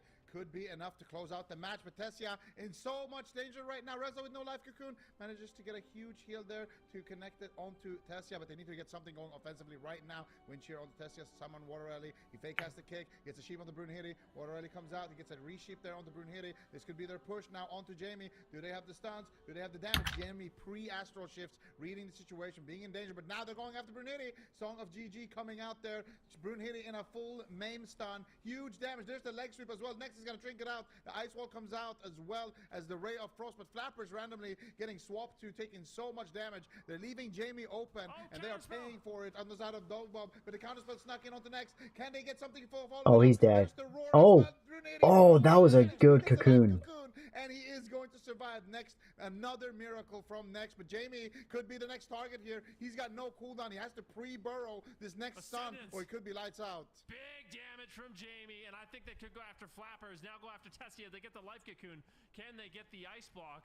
Ice Block is back available. Full Ray of Frost channeling on Jamie. Mistweaver's insane. He burrows at 10% health. Both these teams, it's coming down to the wire. Flappers falls. Let's see if Tessia can pull off a miracle. I don't think he's going to be able to. What a back and forth game, but Streamer Zone, they put a point on the board. They tie up the series, and the Outlaw Elliot did not look bad. I like that they put more pressure on Flappers. I think they learned a lot that game. They don't just go after the mage. You get pressure on multiple targets, and I think Ellie Outlaw that's a huge number for their comp. It was so nice at the end. Jamie burrows on 10%, and then he's like, wait, Flappers is low. And then he goes back in and just boops him with the burrow knockup and actually kills him with it. It was kind of a funny way to end the game, but I completely agree. That was a good 1v1. I think learned a lot in this matchup. I think on the side of Dobob, they learned, okay, we have to go kind of a funny way to end the game, but I completely agree. Both teams, I think, learned a lot in this matchup. I think on the side of Dobob, they learned, okay, we have to go after Brunhilde, but actually we have to go after Jamie a lot as well. Here's that moment. Burrow from Jamie, and then Flappers gets kidney shot, and then they go after Flappers, and they look at Jamie, just boop, and then they get the kill. Kind of nice. Cool thing about Burrow, you know, can go use it defensively and offensively like that. But it was a lot of close calls. I think from both sides, and like you mentioned, to circle back to that, I think both teams learned a lot. Like, I think on the side of Streamer Zone, they learned that, okay, we don't have to tunnel the mage. We can definitely go after Flappers and try to make it a mana win condition. But I think also on the side of Dobob, they learned that we can do these setups onto Jamie, and it's very, very dangerous if we can get a good CC chain and stun Jamie at the same time. Wow, what a great match. I mean, I really didn't think this would be the matchup we see. The Outlaw Rogue has been a surprise today. I think it doesn't look bad. Both Waz and Brunhilde doing a good job on it. It does seem like you can pressure them, though. I mean, there's a few close calls here in Brunhilde, on Brunhilde in this game. Like, he's got Smoke Bomb here. I'm surprised he didn't just drop the Smoke Bomb kind of defensively in that situation. Just panic, use everything you have to live. Another really close call here onto Jamie, but yeah, just absolutely insane. When Brunhilde has his cooldowns up and he's proccing, that's when that Outlaw Burst can come in. If we look at overall damage, Jamie, Brunhilde, and Flappers relatively even. Tessia a little bit behind, but I don't think that really matters. For Tessia, it's like those Ray of Frost windows. That's how you win the game. You get a counter spell or a wall, a polymorph with a Ray of Frost, and someone just drops really quick. Yeah. See if they can continue getting those windows, but they could also play Outlaw Frost themselves on the side of Streamer Zone, or on the side of Dobob, sorry. So I think, I don't know, is Streamer Zone blind locking this? I feel like they kind of have to, but Dobob isn't just like a one comp team, you know. They can definitely play their own Frost Mage Outlaw. Nala has been, you know, somebody who's been very high rated on the ladder. He has been in a couple of AWCs prior, but never really had like a super deep run like with a serious team. But this season he is on like a really, really strong roster. He is a strong rogue, and he has a lot of experience playing on the ladder as Outlaw. He has, you know, sub under his belt as well. So he's definitely somebody who can play the Outlaw Frost. The question is how much they've actually practiced it, if he has it set up. Yeah, those kind of questions. But we're going to see Streamer Zone locking in the LA Outlaw once again. I don't know. I really like that comp from Dobob. It's risky, though, in the swing match. But, yeah, I don't know. What do you think, Vance? Do you think you tag in Nala and you go in with a cold kind of Outlaw Frost Mage? Or do you keep going with the Feral Frost Mage? I think that game is so close, they just stick with the Feral. I think Dobob will probably do that, too. It's like, at least they have... I think they learned a lot in that last game. Oh, shit. Potentially win, putting more Oh, Solo Chef, nice. the early stages of the game. They could maybe even try to bring in like a Frost Mage if they wanted to instead. Or sorry, a Fire Mage if they want to as well. So I think Dobob, like you said, they have options. I don't know if they'll play Outlaw, because this Outlaw tech is like kind of new. Like Outlaw just got buffed on Tuesday, so I don't know how many rogues have actually practiced it. Because it is even a little bit different than it was last expansion, you know, with some of the reworks and changes to the class. So if it's like him coming in on Outlaw for the first time, I definitely don't like that 100%. I'd rather just see the Feral Druid. Let's the best team Dobob, they're taking their time. They used a full delay as well after that first game, so you can tell they're not feeling 100% sure kind of what the line of play is here against this LA Outlaw from Streamer Zone. So I'm not sure what the best option is, but you still feeling confident in your prediction? Yeah. What did I predict? The 3-2 for Dobob? I think so, yeah. Yeah? You feeling confident? For the show. I am, yeah. I feel like an LE out. Oh, Havoc Rat Priest? It's a classic. Interesting. A Legion classic. That is true. That is true. Ooh, we gotta see the RM. Well, I keep saying RMP and FMP like in my head, but it's not normal to play with a RMM. Mistweaver. Like it's RM Chi. Yeah. RM You see the RM Chi come in. Yeah, I stole that from Superseeds. I feel like that Mistweavers. Do they even still have Chi? I don't think they do. They haven't had Chi for a long time, huh? I stole it from Superseeds. Okay, like. Yeah. Okay. That's fair. It is what it is. It is what it is. RM Chi. Okay, you got a better name? No, my names are boring. I'd be like Mage, Rogue, Monk, or something. Or you know. I've seen your names. Your names are not bad, bro. Alberta Beef that's a great name. Interesting. Yeah. They just don't lead the other guy. Good for them. That was a distraction. But we can see how's Jamin building this character. He's got quite a bit of versatility as well. So these characters, like on the live server, I didn't do shit. have access to full gear, right? I mean, I did the most damage, but This is going to be a little bit different. You know, they have if they want it, they can get their 4 set. They could perfectly min-max, you know, all of their secondary stats here. Interestingly enough, he's going to be playing 3 out of 4 on the feedback loop, so not opting to go for that rank 3 and pick up something instead. So I think all the classes kind of have different power levels, and maybe the Apex talents are good in different content. You know, because like I mentioned, for like when you're playing Mage, you need it. Like if you're a Frost or a Fire Mage, you're 100% going to be picking that up. On Arcane, it's kind of debatable, but it's interesting for me to see how all these different specs play and you know, how they decide to use that Apex talent. Yeah, absolutely. And that's the cool thing as well about like a new expansion. Nobody really knows, like the meta has not been optimized yet. You know, everyone's still figuring it out. Everyone is still kind of trying different builds, different versions of the talent trees, different PvP talents as well, and even gearing. You know, so it's exciting to see. Up until now, it's been all about the sub rogues, and now all of a sudden we're seeing, you know, a lot of outlaw rogues coming in. LA Shaman's been, you know, a big kind of question mark. I think no one really knows how strong or weak LA Shaman is. well, he's dead. You know, Jamie, Z-Fi as well, maybe potentially on Championship Sunday, bringing that in. So shape up. Yeah, Ellie Shaman, I think it's been reasonably popular in Europe. Like, they talked about it a bit. It's mostly been about the mages, but I think Ellie Shamans have been able to hold their own. And even when we watched the open bracket for North America, we saw Saul play Elemental Shaman too in some of their games. So I think it's like, it's a decent pick, but yeah, I'm still not 100% convinced of it just yet. But you can go toe to toe with Tessia. Oh, 2 reds? Game, but still, Okay, we just go in then. Convincing case here for the Shaman. It just brings a lot Just of go in. ability, super tanky with that Okay. Guardian proc, and also that Ascendance is really lethal. Yeah, and let's see if Jamie can ascend and take the swing match here against Dobov. They're bringing in Nala here for the first time on sub row. Full blind onto next. Stun onto Brunhilde. Full Ring of Frost onto next. No, it missed. Oh, he trinkets into the Ring of Frost, but he does get the life cocoon there in time. Beautiful setup here. Now they're swapping to next for the Ring of Frost. Oh my god, that kick on Tessia was huge. But next, teleporting away. Transcendence back into the open field. This is a strong opener. I really like what I just saw there from Dobob. Force the healer's trinket with the blind and then do a swap to him because he is going to be off that stun DR and just try to end the match immediately.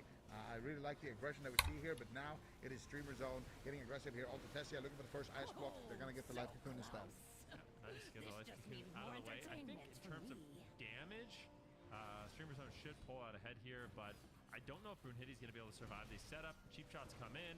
Beautiful knock there by Jamie, just gapping the stuns. And if Brunhilde can get a preemptive feint before Nala opens on him or gets a feint between the stun lock, there's just no way he's going to die. So it has to be very clean setups here from Nala and Tessia if they want to end up winning this game. Full kidney shot now onto Nala, trying to put some pressure onto the subtlety road. Brunhilde doing what he can just to slow down the game, avoid the setups. Full hex here onto Tessia. I think out of the hex, they'll probably go on Tessia. Another potential clean setup. Ray of Frost lands. Here it is. Brunhilde's in trouble. Can he get the Cloak of Shadows? He's so low on health. Does he have Banish? What is he going to use? He greeds it. Evasion comes in. Super greedy plays. They don't trade the Life Cocoon or Cloak. Evasion finally comes in here, but that was a close call on Brunhilde. Yeah, that was very greedy, but it's going to pay off, and it's going to pay off big for him now, because now he can be very confident to keep pushing in. Still has his trinket in his back pocket to get aggressive with. That's going to be another life cocoon there onto Tessia. So getting wind sheared, getting stopped by Jamie. Jamie also getting snuck into a full stun there, paralyzed onto next, but no more follow-up CC. So this go is not really going to net them too much. Actually, they get the Song of GG there onto next. They're going to pull the trigger here onto Brunhilde. Do they have anything else? Nice sap by Nala there. And Brunhilde is going to go down immediately. That was a dirty sap. I mean, this is what I'm talking about. You got Nala. This guy is sitting on the bench all day just waiting to play. He's just sitting there. And most players that's why. Cold, but this guy comes in, tagged in. His team just lost. He's not. He is looking warm. He's looking like he's been playing the whole day. He's looking absolutely great. Gets tagged in, makes the game-winning play, and they get the dub. You know, I think the game-winning play is what Relza did. So I'll show you. I'll hydrate once the game's finished. Thank you, Valtine. Yeah, I'll show you what happened. So this is a little bit before it happened, but basically Relza gets stopped. He gets kicked by Brunhilde on the Song of GG. And he just waits for the interrupt to fade, and then he finds his double Song of GG. And out of the double Song of GG, that's perfect. They already got the cheap shot. They get the sap from Nala, like you mentioned. That was just beautiful teamwork between Relza, who basically set them up, and then Nala just kind of bowls them over and takes them down, you know, with the cheap shot, the stun lock, and the sap. That was excellently played there by Dobub.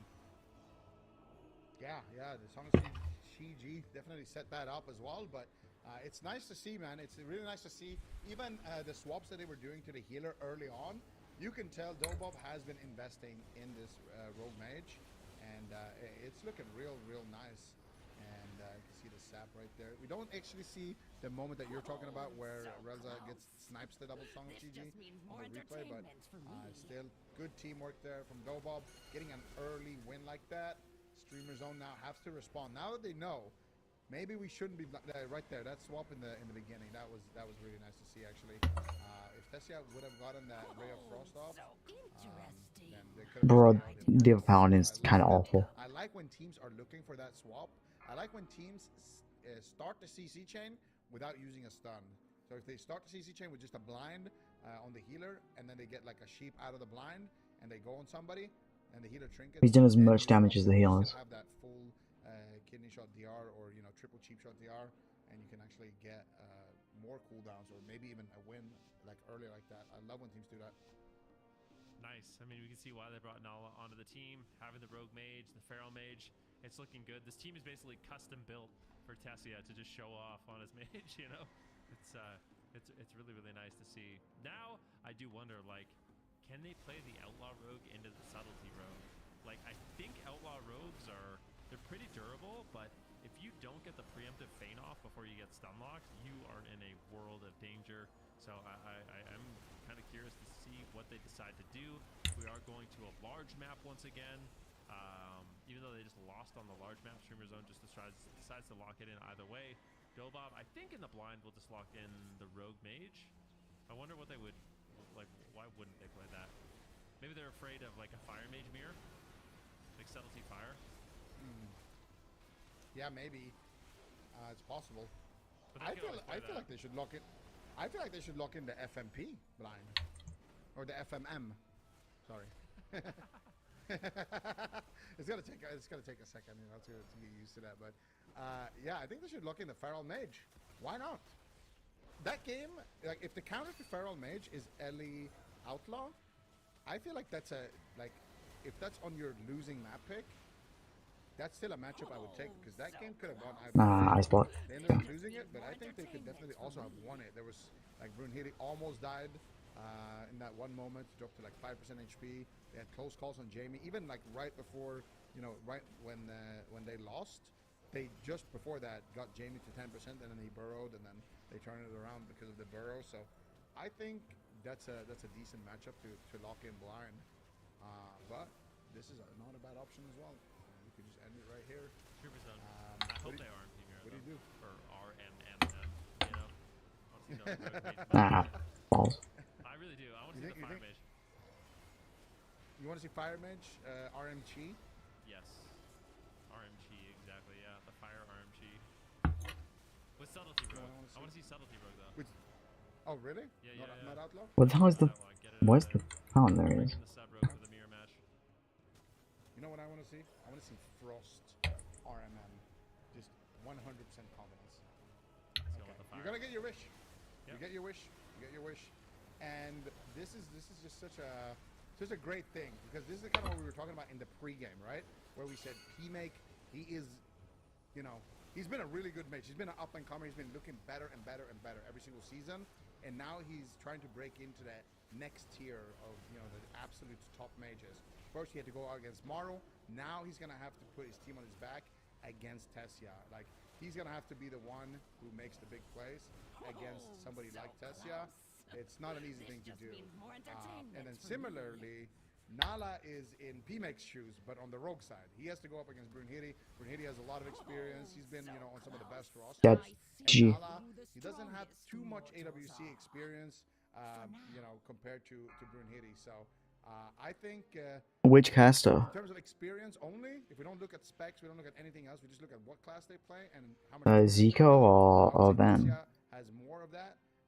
But Brunhilde has more of that, so what about the I think, healers? like, matchup-wise, yeah. Well, the healers, I think both have pretty much the same. I would say Relza probably has a little bit more experience, but next, as far as I remember, was a Holy Paladin main, and Relza used to be a Priest main. So, yeah, I think it's just two really, really strong healers who both have to play. You know, both have to adapt to the meta. Monk world, yeah. Yeah. Yeah. And a priest and a paladin just trying to make it in a monk world. They're just both trying to get a loan from the bank, you know. It's quite powerful right now. Like Mystery Monks, they have a lot of cooldowns to trade. It seems like cooldowns are really, really powerful. Things like Ray of Frost, you know, Ascendance, Combustion, and then for like Windwalker monks and Rose, you have the Shadow Dance as well as Zenith. So having that life cocoon is basically just like a safety net. Super potent right now. And we'll see. Streamer Zone putting it all on the line with a Rogue Mage mirror, and they're going to be putting their own flare on it with the Fire Mage, which I think isn't actually bad here. You have a lot of ways to stop Ray of Frost, especially with Shadow Meld, your own invisibility, and mass invisibility, and counterspell, of course, as well. So Tessa's going to have to really be creative in how he finds these windows to get damage. For a demise block? Okay. Yeah, P-Make is just going to need a stun target, basically, and spam instants. That's the strength of the Fire Mage.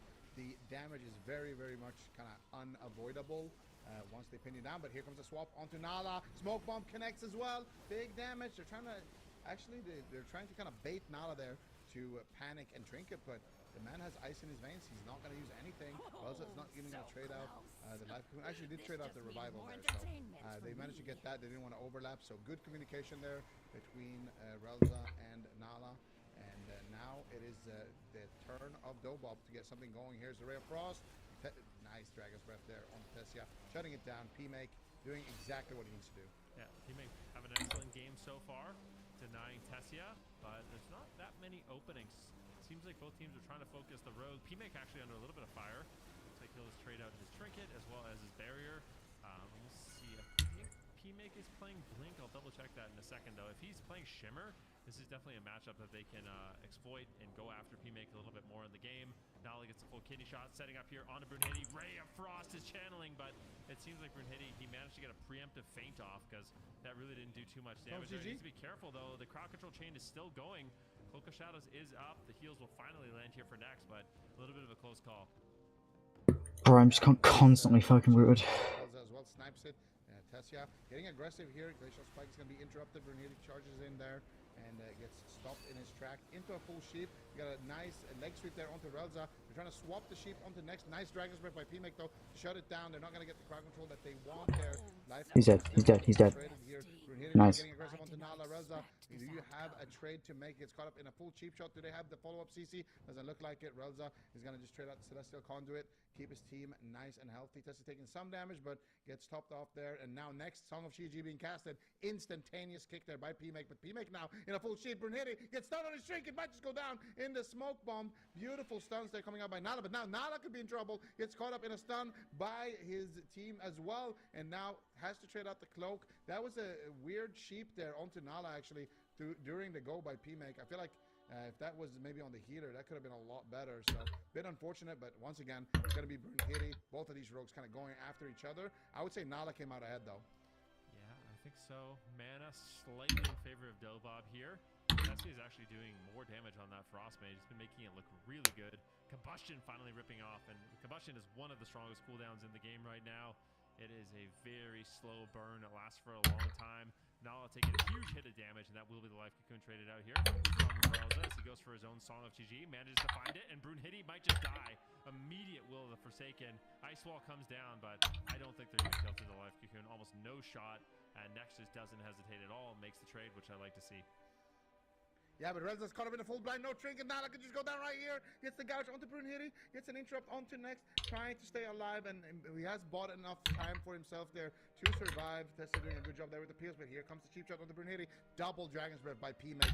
Shutting that stun down immediately. Does not want to waste any time. Both of these mages kind of playing goalie right now, as both of the rogues seem to be the target. Relza sitting through a couple of polymorphs, but Nala does have the Shadow Blades active here. He pre-vanishes, doing the setup. Now going after P-Make. Good night, ball team. Rogues kind of going after the mages, waiting for those DRs to come back. Gouge onto Brunhilde. Looks like they're trying to set up the sheep. P-Make on his trinket. Glacial Spike is going to connect onto Brunhilde.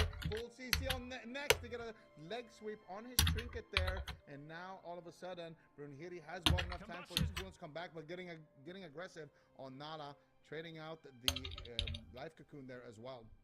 Yeah, big combustion. P-Make still has it up for quite some time. They could actually go back on Nala. It lasts so long that they can push through after the life cocoon here. They can find the stun lock. I think it'll finally fade. No more hypothermia available. Tessia gets counterspelled on Frost. Great job there by P-Make. Triple leg sweep into a full polymorph. And now it's Nala, who is isolated. Oh. And Screamer Zone strike back in the Rogue Mage Mirror. 2-2. We're going to a game 5. I think P-Make had a great game. I really do. I think all three of Streamer Zone, but P-Make, his peels this game were immaculate and kept his team in the fight.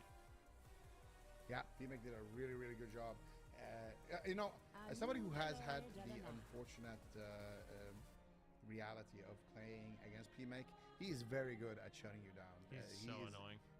He's super annoying at shutting you down. Like, there's not that much you can do when you play against him. You're always getting interrupted. You're always getting Dragon's Breath. You're always getting sheep. He's definitely putting a lot of focus on shutting down enemy mages. But I really like what Next did in this setup. So Nala overextended here. You see that? He got paralyzed. So they went after Brunhilde. Nala got paralyzed into a sleep on his go, and then they isolated him and took him down. That leg sweep was insane. Yeah, yeah. I feel like Next actually made that happen. So Nala overextended to get us go onto Brunhilde, but then he gets paralyzed into a sleep, and then Next kind of overextends between them and gets the double leg sweep as well. So all his team has to do is just do damage on the rogue that's already behind the pillar. Like right there, you see the triple. The song of GG, and then he gets the triple leg sweep right there. So nice. You have extendo legs as a Mistweaver. Like the range on leg sweep is absolutely... It's crazy. If you jump and leg sweep, I swear it's like a 20-yard range in all directions. Just a tornado sweep. Like, dude, he's not even close to Ralzo when he lands. We'll see it again. Watch. Just look at the range on this leg sweep. It's so fun when a Mistweaver can actually pull that off. And it's very similar to what we saw in the last game with Ralzo setting up with the Song of GG. It's like you said, at that point, if you're Brunhilde, you don't even need to land the stuns. The leg sweep comes in. How did I hit Tess? Yeah, that's what I'm saying, dude. That was a perfect setup. Yeah, both Mistweavers making plays. So what do you think? Are we seeing this matchup again? I hope so.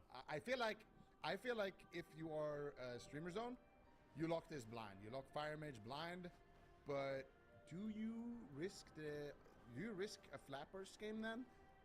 I don't know. The FMP looked good.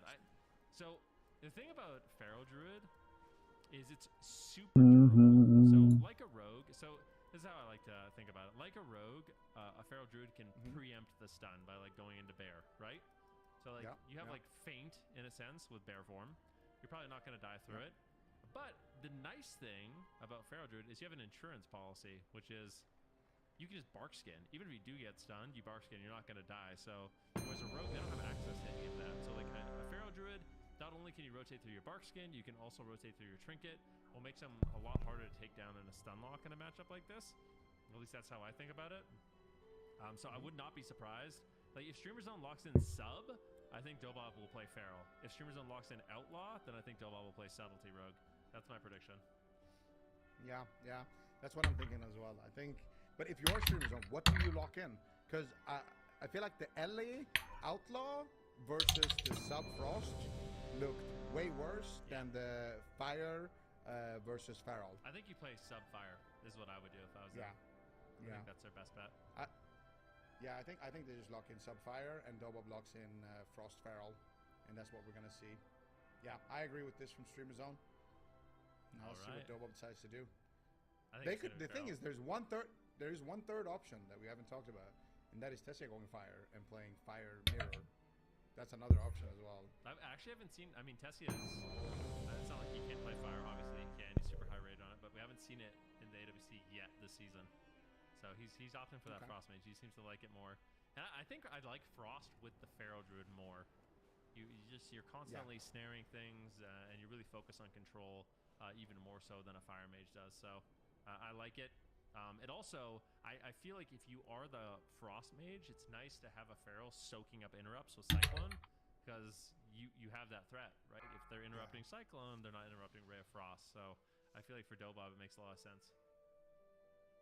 Yeah, I like it. All right, both teams kind of leading with their main comps, and it's going all the way to Game 5 elimination series. Loser will be. Dude, that guy looks sick. Winner stays alive in the tournament for Championship Sunday. So, yeah, we'll see. Are you feeling confident about your prediction right now, Ben? Well, no. My prediction's already wrong because it's 2-2. So I mean, perfect, but yeah. I feel pretty good about it. I'm happy with how PMIC played that last one. I mean, these are just Titan teams, right? This is the lower bracket. This is a lower bracket elimination. It's like some of the best players that Europe has to offer. So it's an absolute treat to be able to watch these games. And yeah, I'm just hoping that you're not correct, because you can't be getting. I mean that would be crazy right now. I'd be getting a point ahead of everyone. Me and the chat actually, because the chat voted Dobab as well. We would all be getting a point here on the entire desk. And everyone right? Prediction. Are you 100% today? I have no idea. I feel like I only care about perfect predictions. So. You're 100%. Oh shit, he is 100%. Wild. Yeah. What the heck? How is the chat getting How is the chat getting perfect predictions? These guys are just voting for the team. Yeah, going on? that doesn't count. They should That's- have 0 perfect predictions. Yeah, come on. You know what? I don't like Wasn't that. it me and chat on the top last time? There's I something think it like semi-insulting about like constantly being the same as a coin flip in my predictions. You know, like it's not. The coin is deadly, dude. I don't like it. The coin is deadly. But I mean, it's the first cup, right? It's a new meta. Like things are still being figured out. Teams are evenly matched. There's new rosters. Get me on the cog strider. It would be crazy for somebody to get every single series right down to the score. That would be just absolutely insane if somebody were able to do that. So I think having the same prediction rate as the coin is probably what most people should be expecting. You're unreal. You're unbelievable, dude. I said it with a straight face too. I know. I was just waiting for you to smirk on that one, but you didn't. Good job. All right. Well, could all go south now. Doba, don't let me down. Streamer Zone though and PMake, I feel like they had a really good. Oh, the rogue's on me. Is it who is taking the delay right now? Is it both teams just kind of waiting out the clock? Because if Doba, so Streamer Zone is taking their delay. Okay, interesting. So what do you think they're changing? Oh, it's from an ally side. I think, Cringe. maybe we're seeing some more dwarves. We're seeing some strategy adaptation. The dwarf mage. Do Yeah. you think that they're letting Dob? You think they're actually just letting Dobob marinate a little bit? You think so? The tactical, yeah. I don't know. Yeah. I feel like Dobov isn't too sad about that. Honestly, like it was a close game, and this should theoretically be a better matchup. I feel like Dobob, this is the blind pick that they wanted. So the fact that you get the matchup you wanted in game number 1 for game 5, if I was him, I'd be feeling pretty confident about it. But I mean, it's Brunhitty, PMake, and Next. It's like the next generation, you know, of gamers. Nice. Yeah, you know, what do you think about the map as well? It's Fucking get back here, man. I feel like it's kind of a neutral map. Yeet. Yeah, I'd say I mean, you're always going to have a little bit of an advantage on Feral Druid. You know, Okay, well this is the loss straight away. Oh, yeah. Yeah. Okay. But both teams have a monk, so I feel like it kinda, yeah, that's true. you know, like if it was like a monk But they versus cancel each priest, other I'd out, say- right? It's like if you have a monk on both sides, they cancel each other out, and then it's like Feral And then Druid. you still have the feral. Yeah, you get the next advantage. Yeah, that makes sense. Yeah, the extra cats. I mean, they did win on Ashamains, and that's definitely a feral druid favored map. So Yeah. Wait, did they? but they didn't have the lose Feral on Druid. Ashamains? Yeah. There's no Feral Druid, and they lost. I don't know. I'm just trying to keep it going.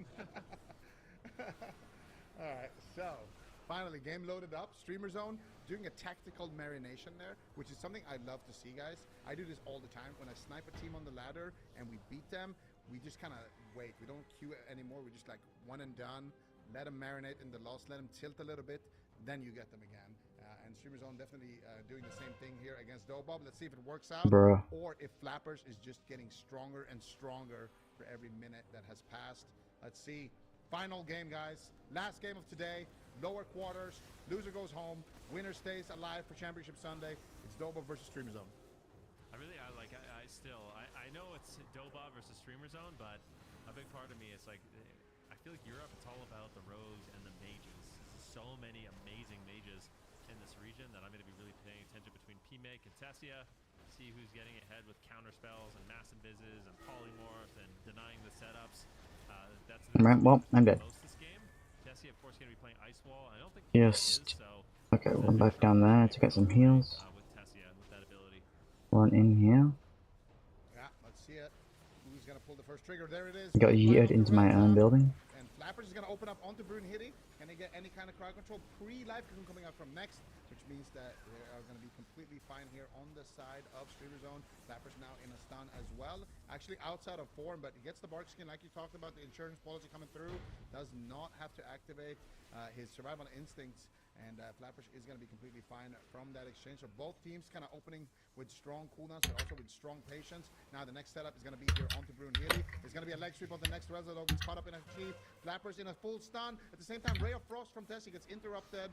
And so far, I would say this was a nice win for Streamer Zone. Getting the Trinket Life Cocoon there from Resolog is huge. Second Ray of Frost! Oh, damn. Oh my gosh! Tessia, God I think damn. Dude, I feel like Tessia, he baited a counterspell with his first Ray of Frost. He actually faked it. So he used Ray of Frost, faked the counterspell, and then realized there's no counterspell for the second one. It just channels another Ray, and Streamer Zone fumbles. Fucking got shit on, bro. And Dobob steals the win. Perfect prediction for Zico. I just looked up for 1 second. I was like, okay, did they get Relza's Trinket Life Cocoon there? Yeah, they got the Relza's Trinket Life Cocoon. The first Ray of Frost, look at it. He casts Ray of Frost. He gets Mass Invis, okay? So he gets Campspell and Poly, uses the Ray of Frost, and then just sends another one. Just ships the second. He's like, YOLO. I'm immune to Poly, no Mass Invis, nothing. There's no one that can stop it. It just totally destroys, yeah. I thought he was completely fine there. I didn't see that the counterspell was actually on Tessia's Arcane School there, and then it was a Mass Invis. I thought it was a counterspell on Ray because I saw the Ray get, I saw the counterspell icon and the Ray kind of get stopped, but he still had another one in his back pocket, and then they got a stun. I mean, this is so greedy though. Next, waiting to get the will off there, and Brunhilde not using his trinket there. Like, obviously, Next is not going to be able to trinket the leg sweep or the paralyze in that position, and then dodge the song. He wants the will there. It's just a trinket. I feel like Brunhilde has to vanish. Yeah, it has to be a trinket from the rogue. On this Ray, like, come on. They don't call it Ray of Deletion for nothing, you know? Yeah. Maybe next minute you Restoral? Well, at least I'm on a level 80, I guess. I think it's just... I don't know what that gave me. Let's watch one more time. So, look at Next. Might have given me the... Okay, he's got Will, he's got Trinket, he gets paralyzed. Appearance fall. Song, he uses Druids. I think his big mistake is just not just pressing Restoral. Yeah. I think that's just gotta be it, right? Restoral, I think, keeps him alive 100%. Why was he walking into Flappers there? I don't know. What was he actually trying to do with that? He had no life cocoon. He's trying to leg sweep him or something? I don't know. Yeah, no, maybe. I don't know. Way to fumble, but good game there. I did, yeah. That's what it gave me. Getting the Ray off, that was a nice catch. And Flappers there with the stun. It did not seem like the marination tactic worked out for them. I feel like I don't even know what they actually changed, but yeah, Ray of Deletion claims another one. Dobob staying alive in the tournament, 3-2. Wild. And we're gonna see them on Championship Sunday. Crazy, crazy day one here for EU. Crazy way to kick off the first cup in midnight. For sure. Have you gotten all of your predictions right today, Zico? Because you're the only one that predicted Dobob for this. Yeah, I think so. Well, I think I got one. I think there was one where no one of us got a perfect. Okay. So I think I had every single one perfect except for one. I'm so upset. Yeah. No, But I still had the right team on that one. I'm happy for you. But NA is tomorrow. Let's not forget NA is tomorrow, and that's where I shine. All right. Oh, Okay. all right. Okay. That's true. Flip it, That is true. flip it, chat. Well, let's take a look. What's up, Zico? Can I ask you to ask Ben to go first tomorrow so I can just Yeah, I got you. Yeah. Just I send refuse. some gold my way for sure. I'll be Yeah, sending it we'll talk about anonymous. we'll make a deal. We'll make a deal later. Okay, cool. Have your people talk to my people. All right, well, let's look at the EU bracket of where we ended up. We've got Echo and Burger King up there in the top side of the bracket. Down and lower, still facing elimination. Dobob coming from the lower bracket, beating the Streamer Zone GG 3-2 versus Stop Nerf Mistweavers. We've got 4 teams left in EU, and this is looking good. This is really exciting, I think, for this region. So stick around for Championship Sunday if you want to see the rest of those games. But like Ben already said, we have North America tomorrow, Ben. And you said that you're kind of an expert in this region. So what are you looking most forward to for NA? I mean, that's a tough question. To be honest with you, you have a lot of good teams. You have Gators back, obviously. The returning champions, they're going up against Z-rated. This is a roster that's been leveling up, coming in from other games, earning their Gladiator, then getting their first rank 1 titles, then having their first season in the AWC, getting top 8s. And is this the season that they finally pull off the wins? We'll have to wait and see. I think they're the only team in the top, in the upper bracket, not playing Mistweaver. If Welcome to the Jung coming back, they've been an absolute terror in the region. I'm excited to watch NA tomorrow. Came to an end with the Gators back last season, but I could definitely see them return to form. F tier, kind of the new challengers on the block with Saul, Laros, Dallas, and Meat Monk backing them up. Then in the lower bracket, a lot of exciting teams as well. Dire Wolves, a fan favorite with Sidu, Maz, and Trill going up against Guild Bean. And then, of course, you have the Shuffle Club and Pre-Hardcore. Just a lot of threatening teams down there, but it should be a very exciting day. Certainly it should. So make sure you are sticking around for that one. You guys want to look at our predictions leaderboard at the end of today? I'm good, Before we actually. head out? Yeah? No. Good? No, I don't think so. We can look at it. I don't think we need to. I don't mind actually. looking. I don't mind taking a look at it. All right, well, Okay, you know we what? don't- How about we we don't save need it to look for at it. tomorrow? We can save it for tomorrow. So if you want to see that along with the North American games, definitely be tuning in for that one. But that is all it for now. Thank you guys so much for watching and tuning in. Twitch.tv/Warcraft or YouTube as well. We are live same time, same place tomorrow. Also check us out on WoW Esports. Also hashtag Front Door Friday if you want to get your midnight housing featured for next week. So thank you guys so much. We'll see you all tomorrow. Bye-bye.